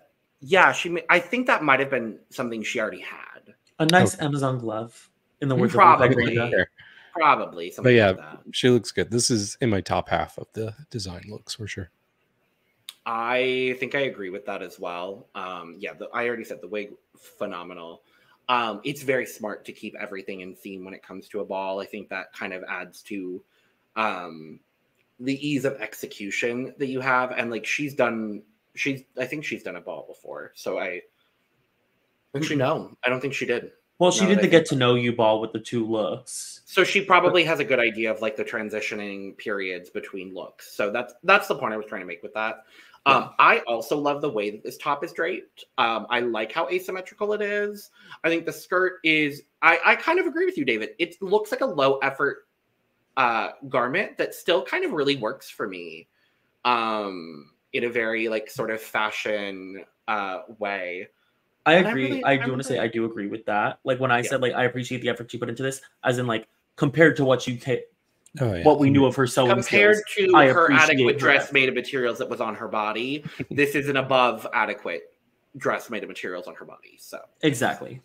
yes, scores. I'm gonna give it a 75. Okay, I gave it a 76, and Lana gave it an 85. And I give it an 86. Did I just change my score to add 1 point? Maybe I did. Well, it's funny because I initially gave it a 75. Oh, so we almost had 2 matching scores, but I decided to bump it up. I also decided to bump it up because you know what? That wig. That's why. That 1 extra point. Honestly, that's why I bumped it up too. T, right? Tia. But Tia, what's in the dossier, Tia? That's what I would like to know. So, oh, good Lord Jesus! 'Cause next up, we get the privilege and honor of talking about the Grande Dame. This is the Grande Dame's ball, and we're just balling in it. Yeah. Yeah. Like, this is absolute. Just her whole collection was drag perfection. But like this, like all the details, like the little the yellow on the titties, on the little cone bra. Like I love that she went with this like Frenchman, but make it Madonna, make it Jean-Paul Gaultier. I like the shoulder pads. I would let her open any door in New York City for me. The tiny mustache. This is just so French. But does she open the door for a night in New York? Yes, she opens it for Madonna. Go check out our social media. I might have posted something about that. Ooh. Yeah, but I enjoy how well like the corsetry is perfect. Honestly, like that's exactly how I like my corset to look. When I wear a corset, like just no notes. Yeah, I really like this, but she's by far one of my favorite queens in this cast, so I knew that this was going to be her week. I really love this specific color of blue. It looks so good, especially with the gold there. Her shape is great. She's so smart to just play into like stereotypes because that will always work on RuPaul. So just like doing whatever. That was so funny. And I really love the dumb little mustache. I thought that was so funny. I think that was my favorite like little touch that she added there. So good. Trend alert, tiny mustaches. Honestly. Yeah, I really enjoy this. There's nothing negative I can say about this. This is one of the best things I've seen on Drag Race in a minute. And I'm saying that for her first look. Like, we'll get there.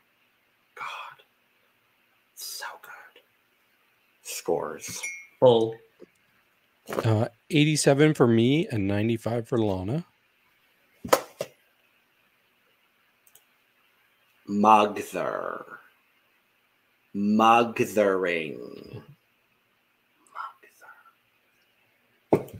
That's all. And then we get the honor and privilege of talking about this. I have one thing to say.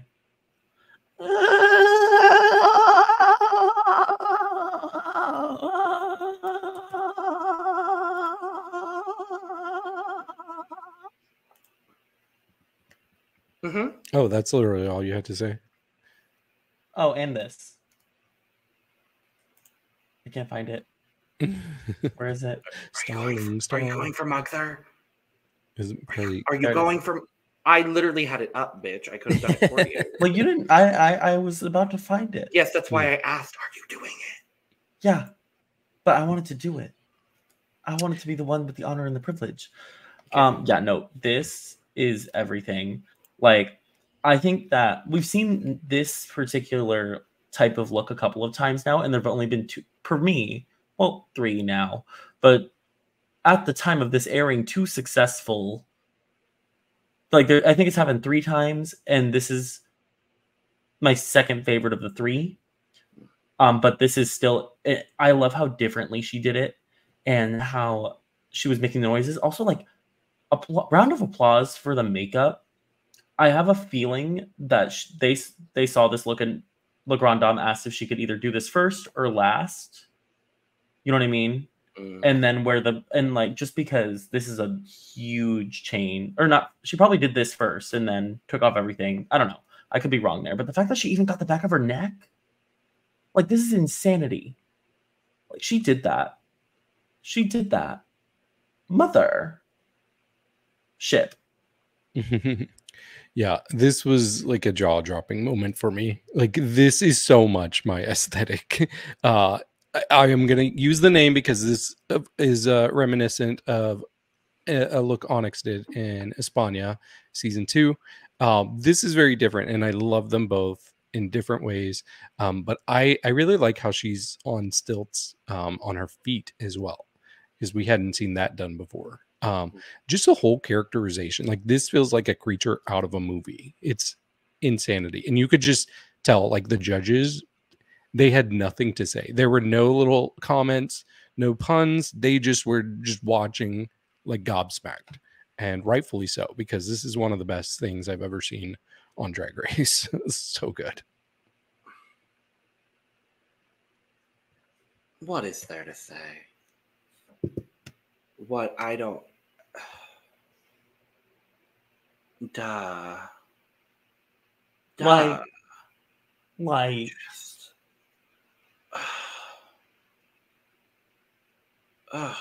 The fact that Marina Summers and La Grande Dame and Tia Kofi can't all win this season is honestly heartbreaking to me. And Keta.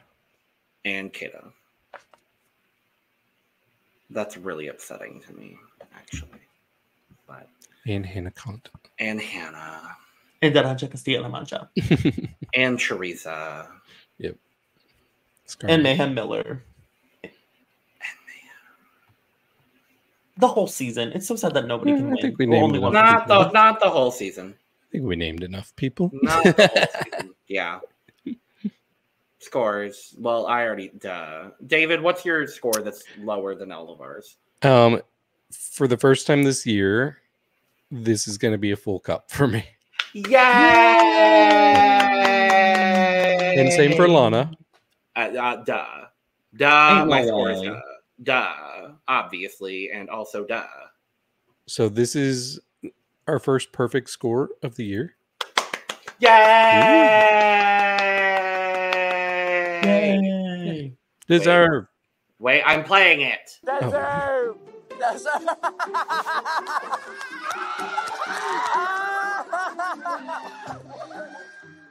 This might get something else though as well. Just for the sake of it, this might get a Cindy the TV is leaking. Just for to be on theme. To be on theme. Okay, you know what? That is on theme. It's on theme. I appreciate the on theme. Yes. But to circle back to moving forward to her design challenge look. Girl, she even repainted her whole skin and then put gold shimmer on. I don't think she did. Yes, she did.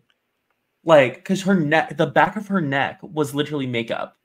Oh, I thought her it was teeth all a mask. were cleaned up. I did too. I thought it was prosthetic. I thought it was a mask. No, I thought it was a all prosthetic. this was her face. That was makeup. Oh, work, diva. She took all that off, and I think she even wiped the eye makeup that she had under there to create this liner, did the brow, put gold shimmer on, wiped gold shimmer all over her body, which it's like she wasn't just a giant alien monster, unless it was that she just did that either first or last, and she ate that up. Sorry, I'm waving my cat around. She really just like, she is that girl. She is that girl. She is the one to beat right now, quite literally. And I really enjoy this dress. Well, this might be my hot take of the night, but I do not love this. This was in my bottom half of the design challenge looks, and I was surprised because I was expecting her to just come out here and completely dominate. And like, she does look good. She looks good. But this isn't a prime example of like, is it fashion or is she skinny? And I think in this case, I think she's pulling this off because she's got a killer body.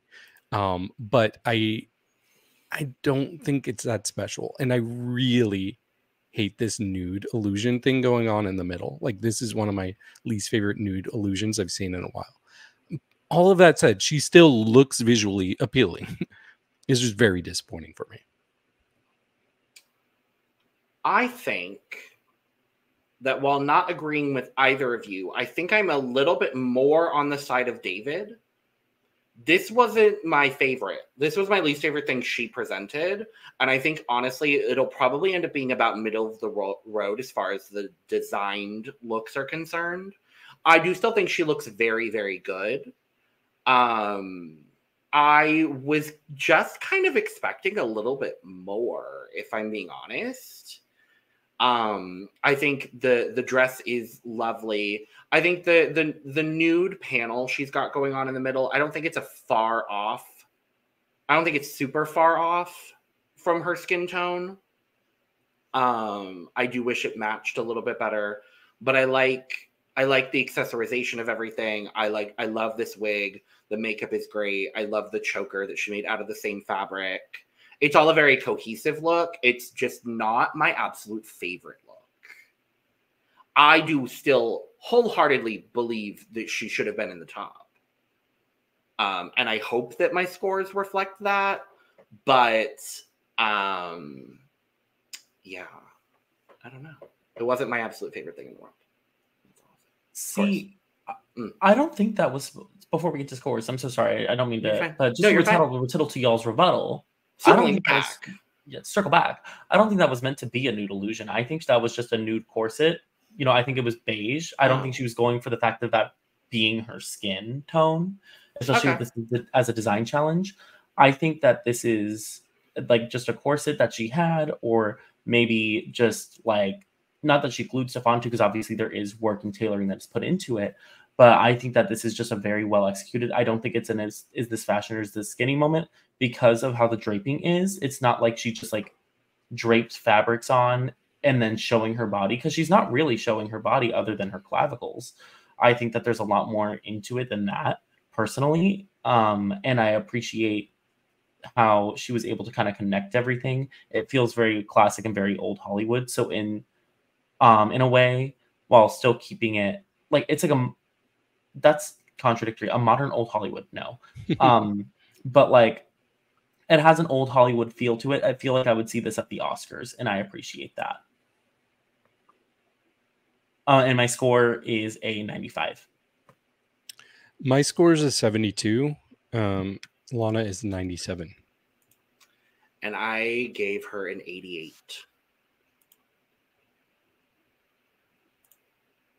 Next up, Scarlet Envy. I'm okay with this. I think she's the only one to really, well, other than like Hannah so far, that we've really seen go full on Prince route. You know what I mean? Like, this felt like I really enjoyed what she did here.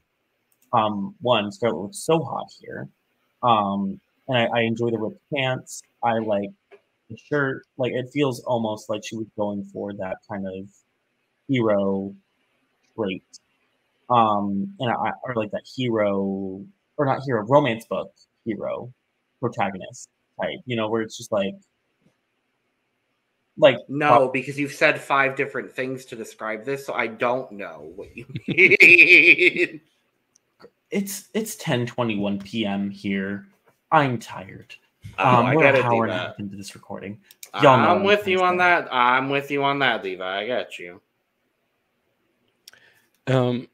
Yeah, I like this. I mainly like it as an idea. It's like the whole gender bending of it all is a lot of fun. But yeah, I wanted to see it executed better. And boy, did I. But we'll get to that. But yeah, I mean, she is hot. And she looks really good. But I just wanted it to be a little bit better.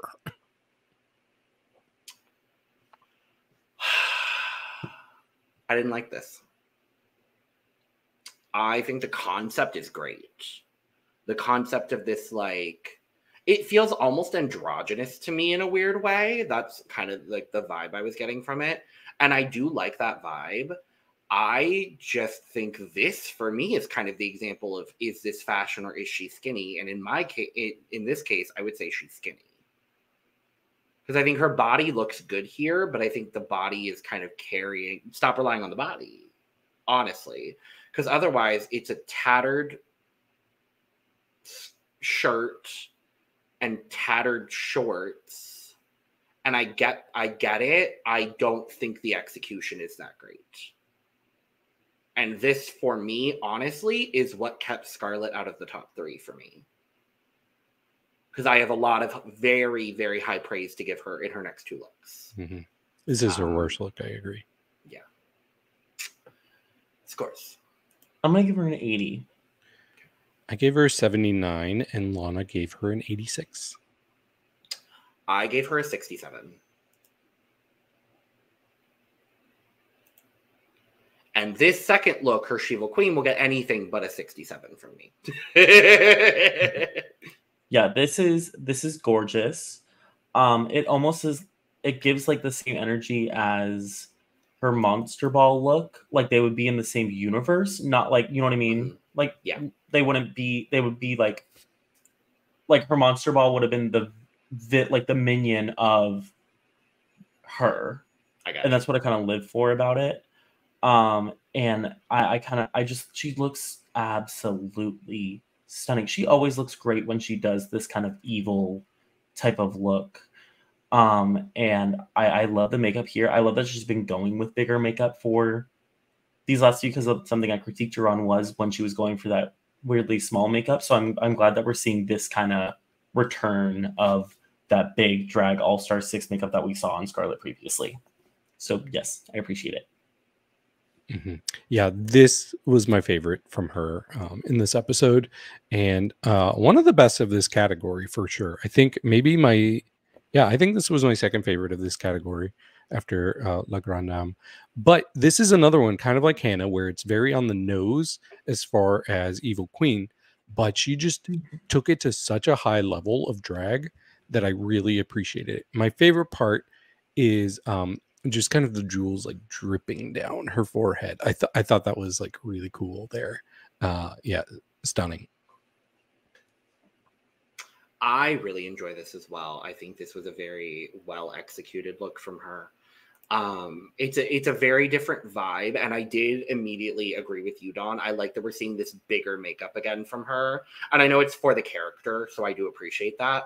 But I do love her with this just like big block eye with the small wing and the like very sharp eyebrow. I like that eye look on Scarlet.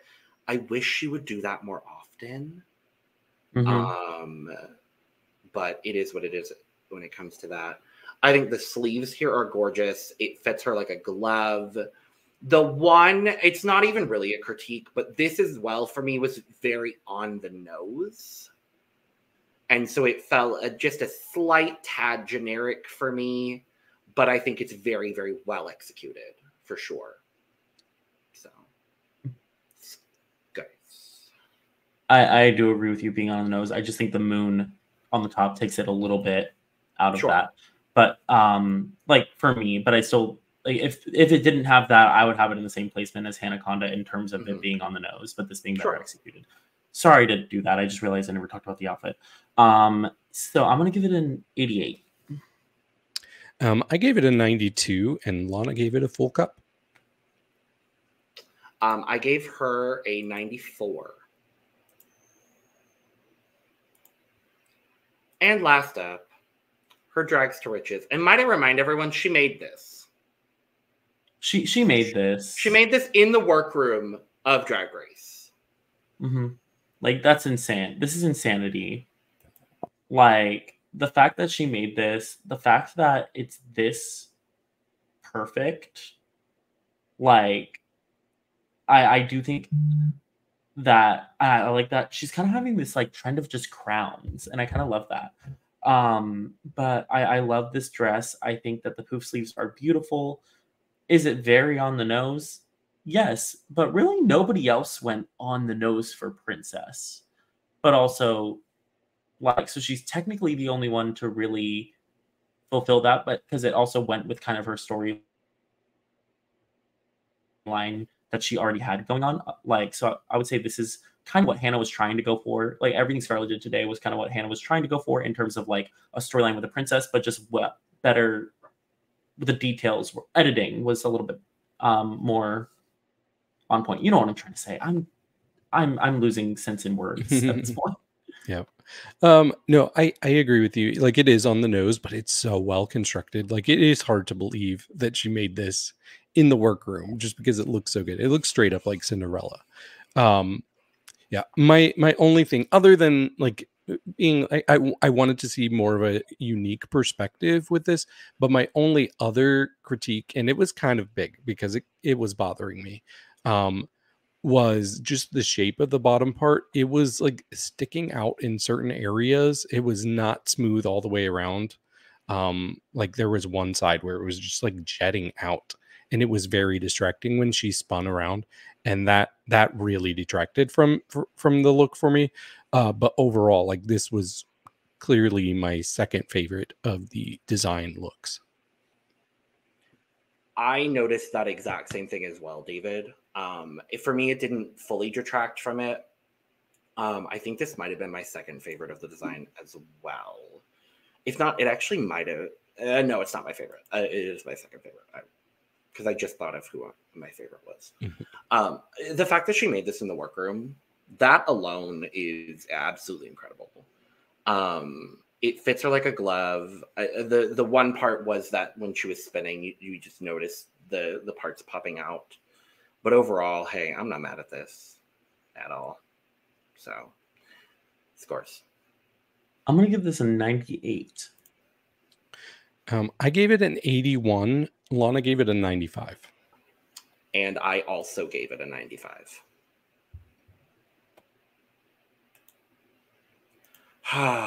Next up, we get the honor and privilege of talking about Keta Minaj.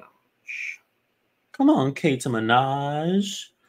This is, I appreciate her makeup a lot here, because she really, like, the ways that she carved her contouring is very reminiscent of how King's contour, where they really go in right here. And I think that was a very good detail to really like emphasize the masculinity of the look and to emphasize her cheekbones in this situation that she has going on. I love this hair. I love this outfit. I think that this is kind of how you wanted Scarlet to look. You know what I mean? Yeah. Like, this is like I'm you but better type beat. And I Scarlet was the Wish version of what Keta is presenting here. Yeah, Keta really did this. I think that the contacts are sickening. Work, Keta Minaj. Yeah, the production was kind of shady by putting her right after Scarlet. So we saw Scarlet, and I'm like, oh, I like this idea, but not executed well. And then she came out, and I'm like, oh, this is exactly what I wanted. This was by far my favorite of the first category. I'm obsessed with this. Like, this is a full character. I could see this character having their own movie franchise. Her face is so stamped. I love this wig. Just everything about it I was living for. And I was like, yes, this is why I was so excited to see you on this show. I completely agree with you. This is why I was so excited to see what Keta would do with more of a budget and with another chance to kind of show off how incredibly talented she is. This was also by far my favorite from the first category. I just think she nailed this absolutely on the head. Like, this was perfect in every way. I love this. Guys. Cool. It is a 97 for me and a 92 for Lana. Mama, the TV is leaking because I'm so turned on by Keta Minaj. That's what's happening to you today on this moment. So, also, is that her actual mustache? No, I don't think so. I can't tell. If it is, that's so fierce. It would be so fierce if she used her actual. I don't think it is either. I don't think she has time to grow a mustache in 2 days like that. Well, she might have come just from confessional, where she has a mustache in confessional. Does she have a mustache in confessional? Yeah, she has a mustache. That's why I asked, because I was like, she has a mustache in her confessional. Who knows? I could look at this mug all day long. Like, Literally. It's so. Unfortunately, we have to move to an equally incredible look from Keta for the She-Wolf Queen. This dumb bitch. This is like Game of Thrones mixed with Monty Python. You know what I mean? Yes. Like, yeah. That's exactly what it gives. Like, you would see this in Monty Python if it was Game of Thrones. You know, and she's riding the dragon, and I think that's so sick. That how did she pack this? How did she pack this? I don't know. That dragon had to take a whole suitcase. I think the evil queen looks are really, I think, what put her and the Grande Dame at the top. Fully. Because, like, this is everything. Like, what can you even critique? What can you even critique? Because I cannot tell you. Work, Keta Minaj. Mm-hmm. Yeah, I thought this was a lot of fun. Like, this was her not taking herself fully seriously, especially with the little legs. And at first I was like gonna nitpick it, like, oh well, I can see, like, I've seen like this sort of concept done better where you have different legs than whatever. But the fact that she was going for camp made me appreciate it, and it worked. And this is not a reference that I'm super familiar with, so it might be way off, but I could feel this character being something from like a villain in Power Rangers. I don't know. I'm probably completely off base there, but I don't know. I got that. Like old school, like first or second season Power Rangers, I'm there. Yes. Do they have new Power Rangers? Yes. Oh, I didn't know that. You know what? It's almost like Dark Crystal energy. A little bit, Dark yeah. Crystal. Yes. I'm with you. It's like, that. David, you know what I'm talking about? Yes. Okay, yeah. It's well, that's just because it's a puppet dragon, but sure. like, sure, yeah. Like, maybe that's what it is, but yeah, no. She ate this up. Mm-hmm. This might be my favorite crown of any of the looks. I really love this crown. But yeah, very, very good. Not better than the France season 2 crown. I don't know what you mean. Ooh. This is incredible. I am such a fan of this. I'm so happy that we got to see this like fashion moment from her with her Prince Charming, because then we got to see just her fun camp side with this look. I really, really enjoy it. The makeup here, the transformation of her makeup from that first to second look, I think is really, really spectacular as well. The whole animalistic of it all it's so good. Scores. I can't use this word anymore, but I'm gonna just say Kundaloo. Not that. Doodaloo. Kundaloo. That'll do. That'll do. Kundaloo. Shout out to CC Superstar. Oh, I thought we were doing Tammy Brown. No, we're doing. Oh no, CC I get Superstar. it. Yeah. That'll do. Tootsie Loo. That's what I was doing. The Tootsie Loo, which is a very different. Shout out to Tammy Brown too. Yep. I gave this an 89, and Lana gave it a full cup. I also gave it a full cup. Oh, and then we move to her design challenge. Look. Now this is what I was talking about when I said like the Joe Black thing.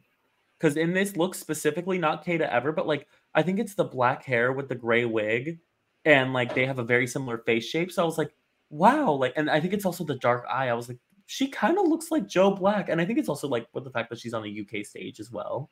But I was like, huh, she kind of looks like Joe here. Now they are very different individuals in terms of their drag and stuff like that, but like in this specific look, like I don't think I've ever made that comparison before, but I think it's the red lip plus the dark green eye in the outfit. I was like, huh, I could definitely see Joe in this. I think this is cute, and I think it's pretty. It's very simple but very effective, and I appreciate that. Is it like the most outstanding thing I've ever seen? No, but the hair hat wig is sickening, and I like the shawl that she used. I love that Arantxa gave her that pattern, and I think that's really cute. But at the end of the day, it's still like a simple gown. But hey, it's effective. Work, Keta Minaj. Oh, look, you're finally matching my notes. I put another simple but effective look. But yeah, I really like this. This was easily like top 3 or 4 for me. I like the pattern. Like the sleeves really stood out to me. So then when we found out that Arantxa gave her the pattern for it, I was like, okay. And I really love this wig. Like the details there with each like strand was so cool. I don't know how I feel about the back part though. But overall, yeah, I thought she looked very, very good. I really enjoyed this. This and Scarlet for me were tied for my favorite look of the night, honestly. Again, I will echo what y'all say, simple but very, very effective. I love that she took the spider legs and turned it into a headpiece. Oh my god, that they is, are spider legs. It's that giant spider that was there. She took the legs and made it into a headpiece, and I think that is so smart. I absolutely love this. I get the point. I get the character. I see who she is, and I see her, and I love her. So I have that spider too, and that's my friend was visiting, and he pointed that out. He's like that. He started saying, "You know that spider decoration that I bought?" And like as soon as he did, I'm like, oh, "I know exactly what you're saying here." So that's funny. But I want to know, was I the only one who saw a little bit of Joe in this? I saw Joe much more in that RuPaul look. This was a bit of a stretch for you, my darling. I didn't think is that just me? Yeah, I think it is. Because I really cannot unsee it. Oh well, this is just me.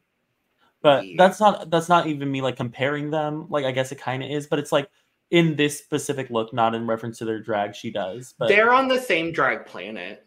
Yeah, exactly. And I think it's just the gray wig plus the red lip and the face structure that's like really like bringing me there, and I love it. So yeah, I'm gonna give this a good a good 90, a solid 90. I gave it a 78, and Lana gave it a 100, a full cup. I gave her a 95. Next up, Gothy Kendoll. For the first time on episode 2. Yay! She said it was a new day in the workroom, and she never got to say that before. Yeah, I was so happy. She was like, it's a new day in the workroom, and I've never been able to say that before. I was like, oh, yay! Good for you. And it's a new day in the runway, and I completely forgot she was here until this moment. That part. Ugh. Oh, and she even had a little bit of a storyline, too, because she went to fashion school. This is cute. I mean, it's simple but effective. She went for Prince. She got Prince. I like that she kind of had like the king moment happening here. Like with the, like, you know what I mean? Like the king drapery, you know, that they usually wear. I kind of like that she implemented that. Like she's kind of like modernized that. I think this is kind of cool, you know, but like, and it's kind of punky. It is very on brand for Gothy. So good for Miss Kendoll. Mm-hmm. Yeah, I like this. I think it's a little basic but polished. But what I really liked about this, I was nervous after the first episode. I'm like, she still does not have the charisma on the runway. But here she was showing more personality than she ever had. She seemed like she was having fun with it. So I appreciated that. I thought it was fine. I like that she went for this like sort of chav sort of thing, because that's like her thing out of drag. I think the fabric is doing a lot of heavy lifting in this. I'm gonna be honest. I'm not like the world's biggest fan of it, but I'm not like I don't think it's bad, but it's not my favorite thing, unfortunately. So scars. I'm going to give it a good, like, 83. I gave it a 72. Lana gave it a 65. It would feel disrespectful to not give this a 69. Nice. Next up, her She-Evil Queen. I feel like she tried to go Cruella de Vil with this in a way, but I don't get She-Evil Queen from this. I think it's very simple. Again, it's simple and effective as a dress, but I don't get Evil Queen at all. I like the little cut out the leg. I like that she's holding, like, I like the silhouette of everything, but I just see evil woman, like rich bitch, more than Evil Queen. That's fair. But I do like this. I think this is probably my favorite thing I've ever seen her in.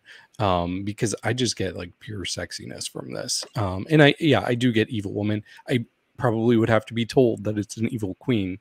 But for me, it didn't detract from it. I think this is very solid. Yeah, this was my favorite thing Gothy wore on the episode. I don't know about y'all. This gives me Crystal Versace. It does. And if she's trying to go evil queen that is Crystal Versace, then I'm kind of here for it. Then that's shade, but in the best way. Okay.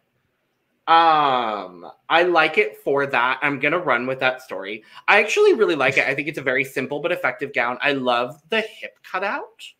I think all of the blocking that she's done with the black against her skin tone here is actually really, really successful for me. This is my favorite thing Gothy's ever worn on Drag Race. Like, I think this is really, really good. Mm-hmm. So, scores for that. I'm going to give it an 80. I also gave it an 80, and Lana gave it an 81. I gave her a 90. I really like it. So, there's that.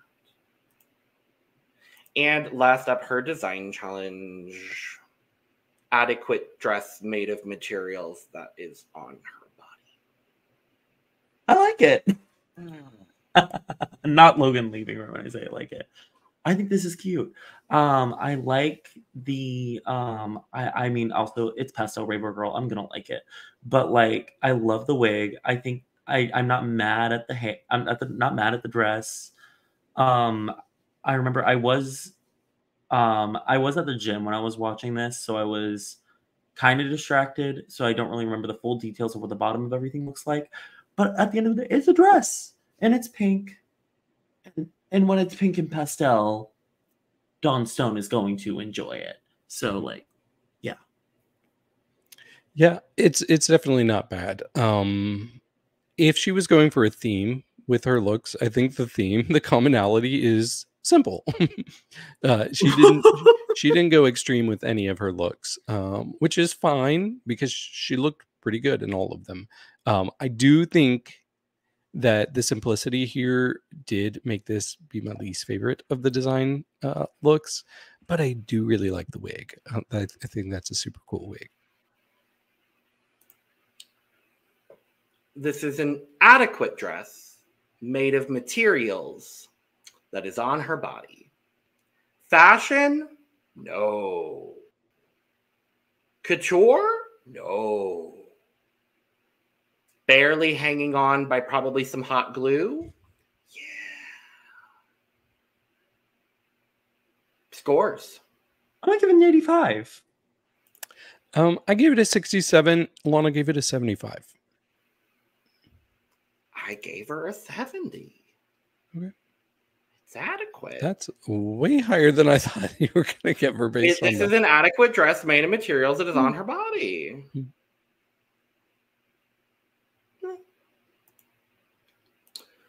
Oh, next up, Marina Summers.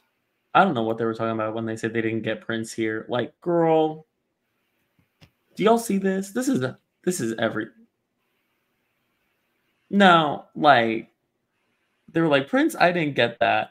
I'm not like, maybe in the mug, but the outfit, like, like the way it flowed, the way she walked in it, Marina Summers. Period. I think I had to be told Prince to get Prince, but once I'm told, I get it. But yeah, if I didn't know the theme, I wouldn't automatically read this as a masculine look, because she still looks very feminine in it, but she looks great. Like I like this a lot, and I really like a short wig on her. I don't think we've seen a wig like this on her very often, if at all. I love how flowy it is too. I got Prince immediately. I got it immediately. It was the short hair, the body showing. It's giving undersea Prince. And I immediately was like, yes, I see what she's planning to do with this whole ensemble that she's presenting us with today. Yeah, I really enjoy it. That's all. Guys, I won't give this a full. I give this an 87. Lana gave it a 90. I gave her a 93. So there's that. Next up is her She-Vol Queen. And before we talk about our critiques, I want to shout out because we had someone DM us about this look to give us context. So shout out to My Life is Marsh. We adore them. But they DM'd us about it. So for this look, it's based on a powerful evil ant character from a television series about a mermaid called Marina. Mm-hmm. So it's very like on brand for the whole situation. So just to give that context before we move forward.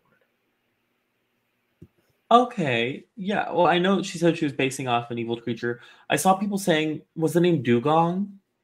Was that Yeah? Because I saw people saying Dugong. And what's so funny is that that's not the Pokemon. That's an actual manatee, Yes. like creature. And so when they said it was Dugong, I was like, she was afraid of a manatee? Like, because I think of a manatee, I'm like, oh, that's just like a friend. Because again, I'm Floridian. I'm gonna know what I see manatees all the time. Sure. So it's just like and bad drag according to David's friend. But I LOL, I love you. But I think this is really fun. I love the idea that she kind of took her heritage and brought that into this. I understand where the judges were coming from. Like, we didn't get it, but like, how are they supposed to get it if they don't know the reference in the first place? So, but yeah, no, she still did fantastic.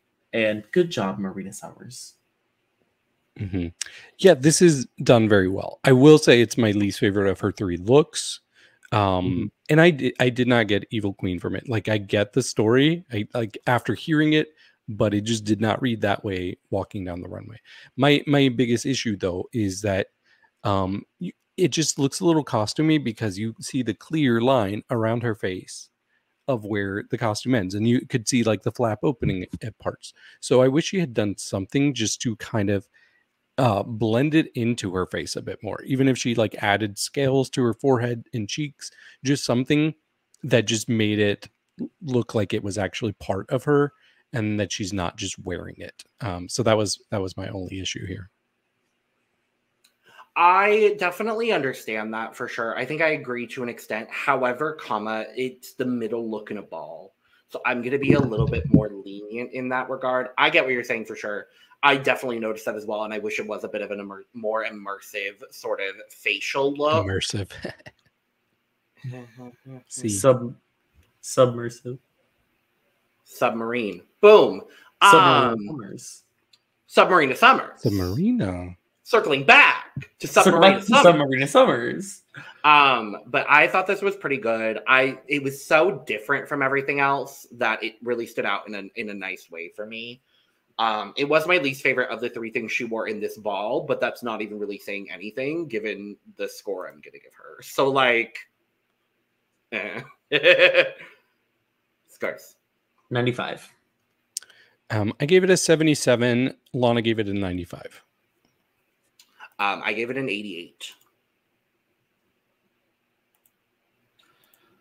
And last up, this absolutely gorgeous, incredible, beautiful, stunning thing she made in the workroom. Because as a reminder, she made this in the workroom. I hate her with a burning passion. I don't. Because this bit, be a beautiful person. Sorry, trying so hard. Hey, I appreciate it. Beautiful person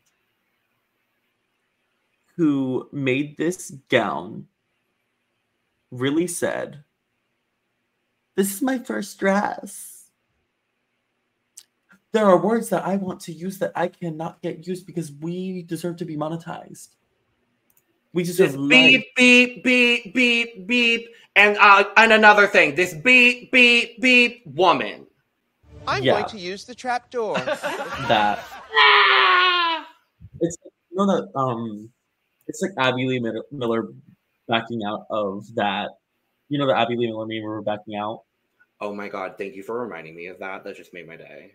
Yeah. How I feel about that. But like in a good way.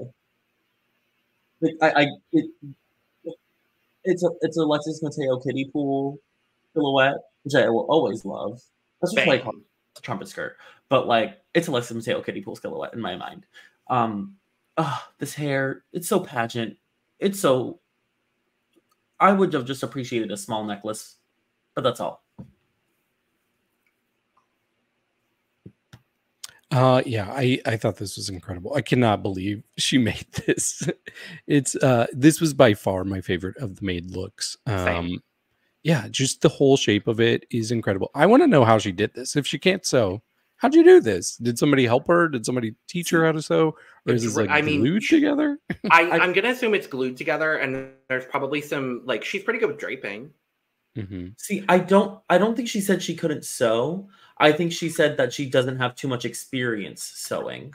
Because she said, I don't know how to sew. Did she? I thought she said she didn't have experience. Like, because she said this is her first gown. So, like, I didn't know if like she's made dance costumes. And on her season, she didn't make anything as elaborate as this. Because that first design challenge, I think she just glued things mostly. But yeah, this is insane. She's like, I don't know. Girl.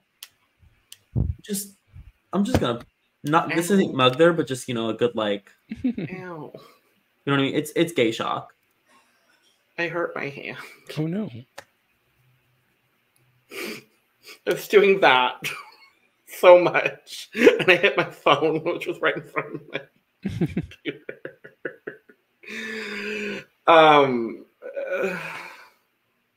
What can she not do? Other than sew? Like, that's really, I don't know what else to say. I don't know what else to do. Oh, she's incredible. Scores. I can't mother her anymore, and I'm not going to say this is mug there. I'm going to give this an overflowing, but yeah. I gave this an 88. Lana gave it a full cup. It's full for me, for sure. For sure. And we finally made it to the final person. We've done it. We're here, and we made it. And we get to end with Choriza May. What is her story, you may ask? I just had to say it. I think this is cute. I love that she went with a storyline. Is it very basic prints? Yeah. Simple but effective. Good job, Choriza May. This is my second favorite of the princes. I really like this. I get the whole artistic take on it. I love the twirly mustache. I think the fabric is really cool. And she just presented it in such a campy, fun manner. Like, this was a lot of fun. I enjoyed it. I like it. I think it's a very solid garment. I think looking at my scores, I don't think this was like my third or fourth favorite of the Prince Charming looks. I think she was one of the more successful people here. Yeah, I think it's a solid, lovely, very well executed look, and I think she looks wonderful. Trend alert, mustache. Yeah. Scores. I'm gonna give this a good 85. I gave this an 89. Lana gave it a 77. I gave her an 80. Next up, Jody says, Shevil Queen. This is the redemption that I needed in my life. Like, this is what I needed. This is sickening. I know it's a basic evil queen, but based on the fact that she took something from her season, it created a whole entire storyline out of it. Like, I have to appreciate that. There aren't any dirty tights here. I love the beautiful gowns. I love I don't care. The smoke coming out of the album was sickening. But also, like, and they're like, we couldn't see the dress. And I was thinking, like, how could they not see the dress Eye this roll. whole time? They had to give critiques to justify putting her in the bottom for the storyline of putting the two Spanish queens in the bottom. I know. But also, like, the smoke technically did cover her because it was on the side of the judges. If we think about it that way. You know what I mean? So, like, there is a possibility that they actually couldn't have seen the look because the smoke was coming from the staff that she was holding in the direction of the judges. So, that's more on them for just not being in the right angle. Mm-hmm. Yeah, I really like this. This was one of my favorites of this category too. I like that she went for like the most cartoonish evil queen. It was just so like exaggerated, and I love the owl on the staff with the smoke. I really love the bejeweled owl on her chest there. I thought that was stunning. I really don't have anything to complain about. She's 2 for 2 so far. Does not belong in the bottom 3. I also agree. I don't think she should have been in the bottom. I mean, I will have some things to say about her design challenge look. I will go ahead and say that now. But I think this was my favorite look of hers for sure. I think it's so well executed. The story, for storyline purposes, for her to bring this character back, I think was so smart. And to kind of theme the entire ball around this sort of like this purple and dark, purple and dark. I'm tired. Purple and black motif, I think, was really, really strong for her. I think this is gorgeous. Mm-hmm. Guys. I'm going to give it a 95. It would have been full if she had an eye patch. Yeah, right. Oh, yeah. Yeah, it was a 90 for me and a 96 for Lana.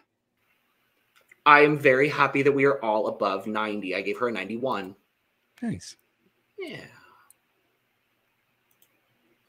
And last up, her design challenge look. Hey mama, can't you see? No, I'm not going to sing any more of that. Copyright issues. But it is almost giving like Edna Turnblad.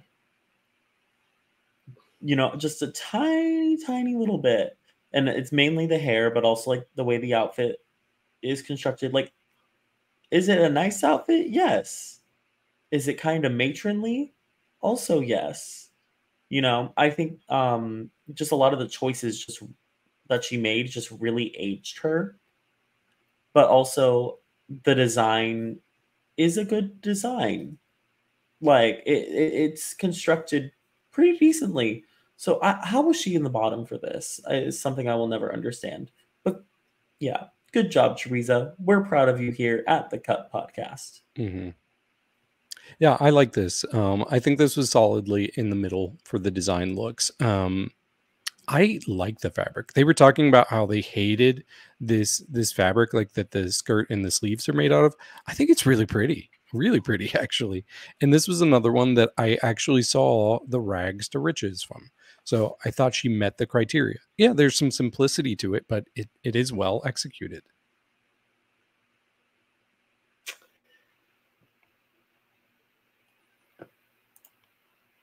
Think for yourself, Logan. Don't listen to them.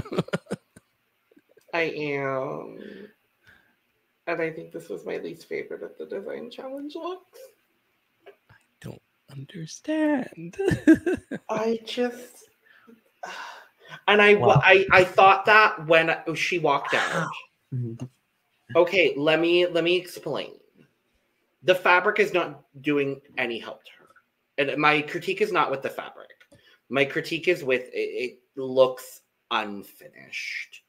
And it looks like a dressing gown. Yeah, it's not the fabric's fault that she chose the fabric. No, and I'm not saying it's the fabric's fault. I'm saying it's the cut of It's the cut of the dress. It's the way that it's segmented. It's a piece of fabric wrapped around her body. That is not true. That's it's not a blatant lie. Like you, no, it's No, not do you wrapped see around the her. puff It's sleeve? clearly sewn together. It is sewn. Okay, it's sewn. Hey, if Lana was here, she would be agreeing with me because our scores are very comparable. I will have you all know. I think Lana would have changed her score after seeing I don't know that Lana would have changed her score. Okay, we will never know until maybe next week. But I don't like the way it's styled either. I don't like this necklace with it. I don't really like the earring with it. The wig is fine with it. It's a good wig. It's a very good wig for her. And I really like this wig on her. I don't know that it's the perfect wig for this. I don't know. I just get this is what she fell asleep in, and she's carrying her lantern to go check because she heard a noise at 2:30 in the morning. But I love Choriza. I still don't think my scores will have her in the bottom 3. And I wouldn't have had her in the bottom 2. Maybe in the bottom 3. But yeah, I am thinking for myself, David. So scores. I'm going to give this a 65. I gave it a 78, and Lana gave it a 60. Okay, I don't want to hear a damn thing anymore. I gave her a 64. Okay? I don't want to hear a damn thing from you, Dawn Stone. I don't know. Coming for me about my critiques. Wow. Well, I was agreeing with you on I was agreeing with you that the fact, because I don't think you got what I said. I said, I don't think, like, she chose, it's not the fabric's fault that it's ugly, is pretty much what I was trying to say. I thought you were scoring it much higher because you had a positive critique about it. Yeah, I had a positive critique about it. Okay. It's above half. I wasn't expecting our scores to be comparable. I'll say that much. Okay. Me neither. Okay, thank you, David. Your score, I mean... No, you shouldn't. But okay, anyway. No, I don't actually feel attacked. I know you don't. Okay. I'm playing it up for the camera. Again. Okay. You better little. So we go to the results. And before we go to the results, David, would you like to reveal our results? I can. Do you want full rankings or just top 3, bottom 3? I think top 3, bottom 3. Okay. So for me, my top 3 was on average, and this is weighting the second look twice as much as everything else. So that counts for half of the average here. But my number 1 was Keta Minaj. My number 2 was Marina Summers. And my number 3, thanks to consistency, was just by a hair, Choriza May. Oh, wow. Yes. And then my bottom 3, my lowest score went to Arantxa, Castilla-La Mancha. My next lowest score was to Gothy Kendoll. And then rounding out the bottom 3 was Jonbers Blonde. So next up we have Dawn. Number 1 for Dawn was Marina Summers. Yeah. Number 2 for Dawn was La Grande Dame. Yeah. And number 3 was Keta Minaj. Work. The top 3. Literally. Yes. And the lowest ranking of Dawn's is Hannah Conda. And then second lowest is Jonbers Blonde. And third lowest is Arantxa, Castilla-La Mancha. I thought she would have been much higher for me. I mean, she has a 70.75 average for you. Oh, wow. Yep. It's that Mean Girls look. I ranked that pretty high. Yeah, but that's only a quarter of your score. That's why it's brought up. Mm-hmm. Oh. Yeah, it only counts for a quarter of your score. I thought I ranked it with that up with, I don't even remember. Mm-hmm. The numbers don't lie. Right. For Lana, number 1 was Keta Minaj. Number 2 was La Grande Dame. Yep. And number 3 was Marina Summers. For the lower end, her last place was Arantxa Castilla-La Mancha. The next lowest score was Conda. And then rounding out the bottom 3 was Choriza May. Oh, wow. So she definitely agreed with the top 3 and the bottom 3. Okay, and for Logan, finally, we have number 1 is Keta Minaj. Yeah. Number 2 is Marina Summers. And number 3. Yep. That last look really brought her up, I'm sure. Yeah, okay. And then number 3 is La Grande Dame. La Grande Dame. Yeah, I was like, it has to be those 3. I just don't know what order. That's really interesting. Okay. Yep. And then for your lower end, the lowest scoring is Arantxa Castilla-La Mancha. Yeah. Next would be Conda. And then, just barely. It's pretty close between 3 people for you. Oh. Yeah, it's there's a 74 and then 2 74.75s. Oh, Lord. Yeah. Okay. And the 2 that did not make the bottom 3 were Gothy and Choriza, but your bottom 3 is Jonbers. Yeah. I kind of figured it was Jonbers. I'm surprised that none of us had Gothy in the bottom, honestly. I ranked Gothy pretty well in terms of... I didn't. That's why I was like, I'm not surprised. I did have Gothy in my bottom. She was in my bottom 2. Oh, you did, yeah. Mm-hmm. Which I'm not surprised by. No. I will say, though, like, even though I did not have the actual top 3 like the rest of you, I did think each of them won a round. Like, Keta won round 1 for me. Yeah. La Grande Dame won round 2, and Marina won round 3. I agree with that for sure. Mm-hmm. And I think that might have been part of the reason maybe they were in the top 3. Mm-hmm. But we end up with a top 2 of La Grande Dame and Keta Minaj.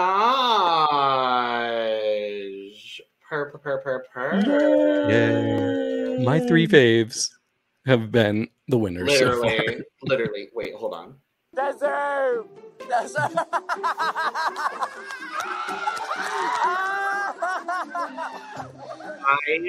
I just need them to complete the first 3 episode trifecta and give Marina and Keta the wins next week. That's what I need. I would love that. And I think also, like, Be Like Boy brought this up, there has not been a top 2 person that's been on a RuPaul Judge season in the first 2 episodes, which is kind of everything, that we're getting so much international representation in that they're killing it so hard. Yeah, I'm very happy for both of them, especially La Grande Dame. And Marina going win high. Hey, I ain't mad at that either. Yeah. In our bottom 3, we end up with Conda being low safe. And our bottom 2 of Choriza May and Arantxa Castilla-La Mancha. Cries in Spanish. Gay shock, but in Spanish. And I 100% believe this was purely for storyline purposes. Yeah. Oh, yeah. Like, there's no other reason to put... For me, there's no other reason to put Choriza in the bottom. Mm-hmm. And my scores reflected, I think it should have been Hannah, but I didn't think that. I felt like they did not want to risk Gothy going home, so that's why she was. And I don't think they wanted to risk Hannah going home either. Yeah. So I don't know. In the backstage, honestly, there's not much to talk about. No, well, there is Scarlet going off on her little thing. Oh yeah. Where she was like, where I think she just Morgan McMichael's herself. Exactly. But, hey, you know what? She got screwed by the track record last time, so let's hope that doesn't happen again this time. Inside thought. That's what that should have been. For me? No, Scarlett is telling people that she was going to cut the competition, which honestly, I was like, this seems like a great chance for people to get rid of Choriza. I was almost expecting them to, because like it felt like they both have reasons to. In fact, I bet one of them might have Choriza's lipstick. I think the person that didn't win the lip sync chose Keta. Or chose, well, Choriza. You think that she did a Ben de la Creme? Absolutely. I think Keta Minaj eliminated herself. Going home. I eliminated myself. I love that we can blend those two references together now. Like, that makes me very happy. And we all get it.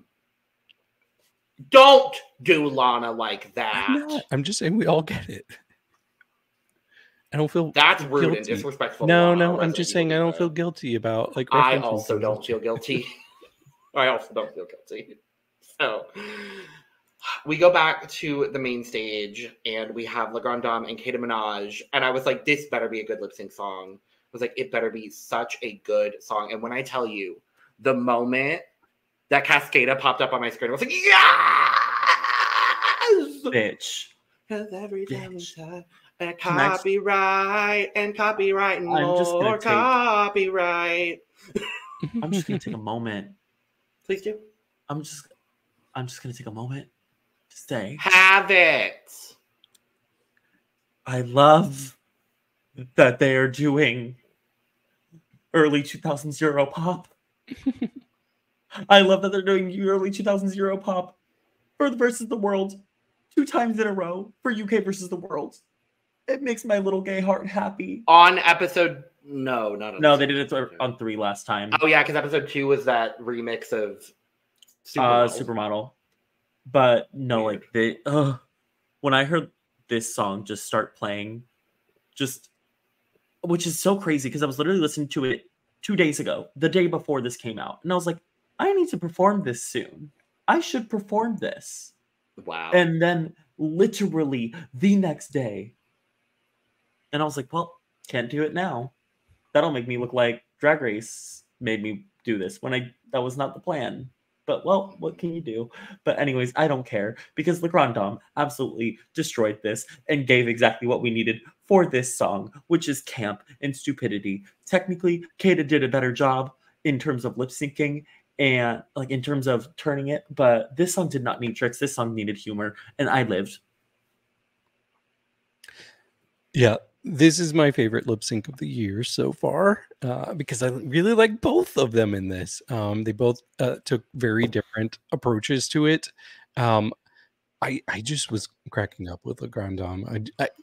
People probably were not expecting her to be as humorous as she is, and we definitely saw that some in France. But even I'm like, oh, she's really leaning into that, and I'm living for it. I do think Keta did a really good job, but there were times where I noticed like she would expect the lyric to be need and it would be want or vice versa. Yeah, I noticed that. So there were a couple times where she was just saying the wrong part of the chorus, and that kind of distracted me a little bit. But what I did like about her is she was taking it very seriously, like giving a good dance performance. But there were times when she would see Grande Dame and she would play off of it. So I appreciated her flexibility there. It kind of gave me like Ben de la Creme and Aja a little bit. Lip sync, just the two different styles going on, and both of them are very worthy of winning. But for me, Grande Dame was my winner. It also gave a little bit of Janie and Pangina to go to the Vangabus lip sync a little bit because I think Keta was doing, a very, very good, very lovely, very solid performance, but a very drag performance of it. And that's how Keta performs, and I love it.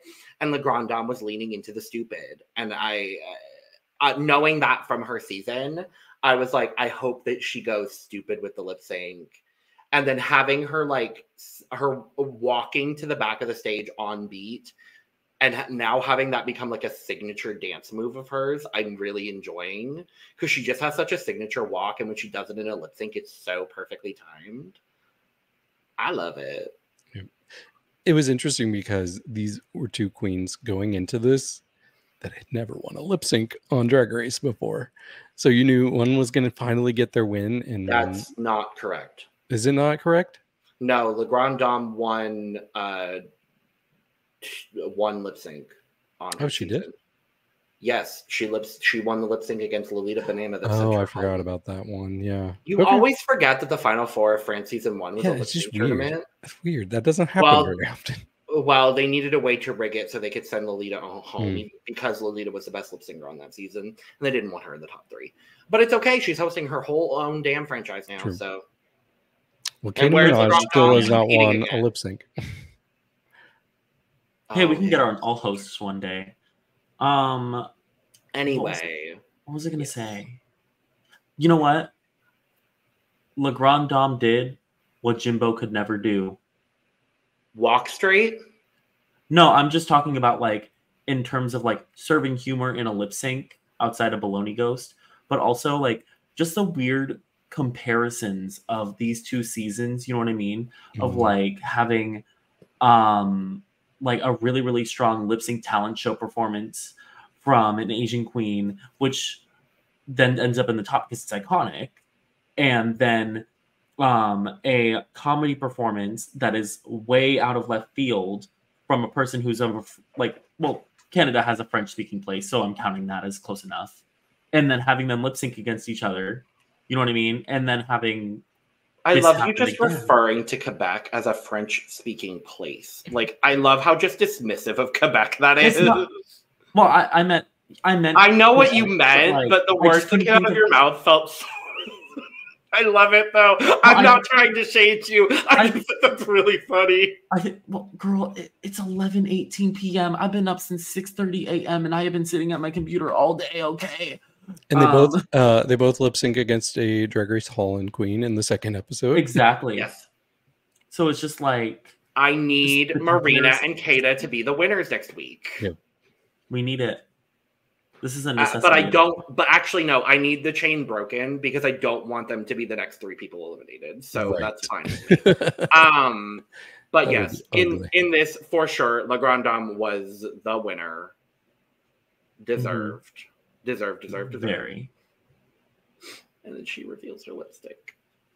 And then the French and Spain relations Wikipedia page needs to be changed. I need Michelle to stop hosting Drag Race because trans women go home when Michelle hosts Drag Race. But unlike last time, this felt a little more merited, and I don't even want to say deserved because honestly, I came into this like such a who cares about her? Who cares about her? But she's so precious and protect her at all costs. Thank you. Have totally turned around on her. Thank you, just stand since day one. Day one. I'm glad you claimed that. That was my biggest thing when we did our cast assessment, and I think it was actually during the Instagram video when you talked about Arantxa, David. I was like, I wasn't at either of those. No, because you refused to host the UK versus the world Instagram video. Anyway, I'm kidding. For context, he didn't. He was just very busy. But what I said during that was I was so hopeful that both Arantxa and Tia would prove you wrong. Because you had a lot of things to say about both of them from their previous seasons. And I was like, as someone who has followed both of them since their previous seasons, I can tell you there is an elevation. For sure. In human, in fashion, kind of Arantxa. There is a lot of room for improvement, so it makes sense. I agree. But my point is, I'm so happy, and I hope Tia goes all the way now, because she's my favorite. But I'm so happy that you've come full circle with Arantxa, because she is one of my favorites. So I'm just really happy to hear that from you. She's great. Yeah, Arantxa was my favorite from literally the España premiere. Not even premiere, sorry, the promo release. The promo release.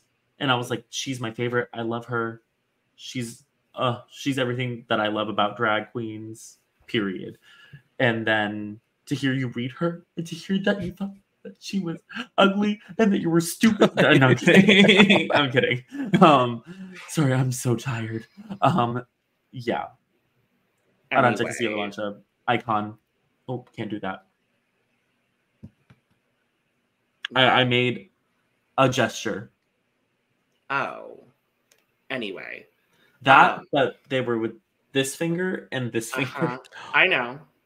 Yeah. It was just a little spread out piece. Her exit was incredible. Oh, so good. I just have one thing to say. Gesture.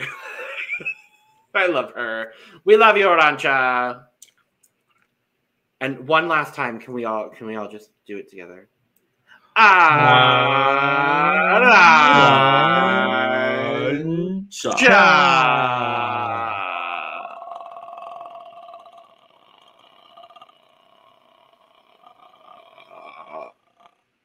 Castilla-La Mancha. Mancha. I'm so sad to not continue to say Arantxa Castilla-La Mancha every week. Oh, I'm so sad. But forgot about this part. I've got it. Don't worry, I have it up. And I had it up just in case you didn't. So I will take care of the draft update this week for UK versus the world. So this was a rough week for Team Logan. And I'm currently in last. So that's fun. Smile. You got company down there. Oh, I know. Several. It's actually it's a pretty close battle between third and sixth, and a very close battle between first and second. I'm currently in sixth place with 18 points in the draft. Dawn is just above me in fifth place with 20 points. Brandon and Lana are tied for third, just above Dawn, though, with 20.5 points. Because Grande Dame has... or Brandon has Grande Dame, and Anissa has Keta, who each got a half point. Anissa is currently in second place with 26.5 points, and David is currently leading the UK versus the World draft with 29.5 points. Yay. But it is still early days. Brandon and Lana have lost a person. Dawn and I lost a person this week with Arantxa Castilla-La Mancha. And that's that. Next week, we have a commercial challenge. That's fun. Branding. I forget what the challenge is specifically. But Drag World. We're making Drag World. Like Spice World? I think. No, I think it's like a interactive experience. It feels like, you remember that club challenge from All Stars 4? It feels like that, but in a commercial. For me, it feels like more like Crisis Control. Like the All Stars 2, just make a product commercial. It feels like a blend of those. Yeah. So we'll see what happens. Anyway, I'm going to do the world's shortest outro so we can get out of here. Thank you so much for joining. Make sure to subscribe if you're not already, because if you've sat through 2.5 hours of us podcasting, you clearly like us a little bit, and we greatly appreciate the subscribing. It's free and takes half a second. The other half of that second, you could like the video as well, because we appreciate that. Make sure to subscribe to both of our other channels for Almost All Things Reality TV and Almost All Things Eurovision Song Contest if you would like to become a member of the channel and join the Tea Room. Hit the join button down below or go to our Patreon, which is in the description below. While you're down in the description, you can go follow all of our socials at The Cut Pod on Twitter, Instagram, and TikTok. You could also go follow the three of us and Lana down below as well. And you could also go get your merch, including an unlimited 2-cup mug, down below as well. Thank you all for joining. We're tired. We're going to get out of here. Cheers. Cheers. Arantxa Castilla-La Mancha. I hate you. I hate you so much. Goodbye.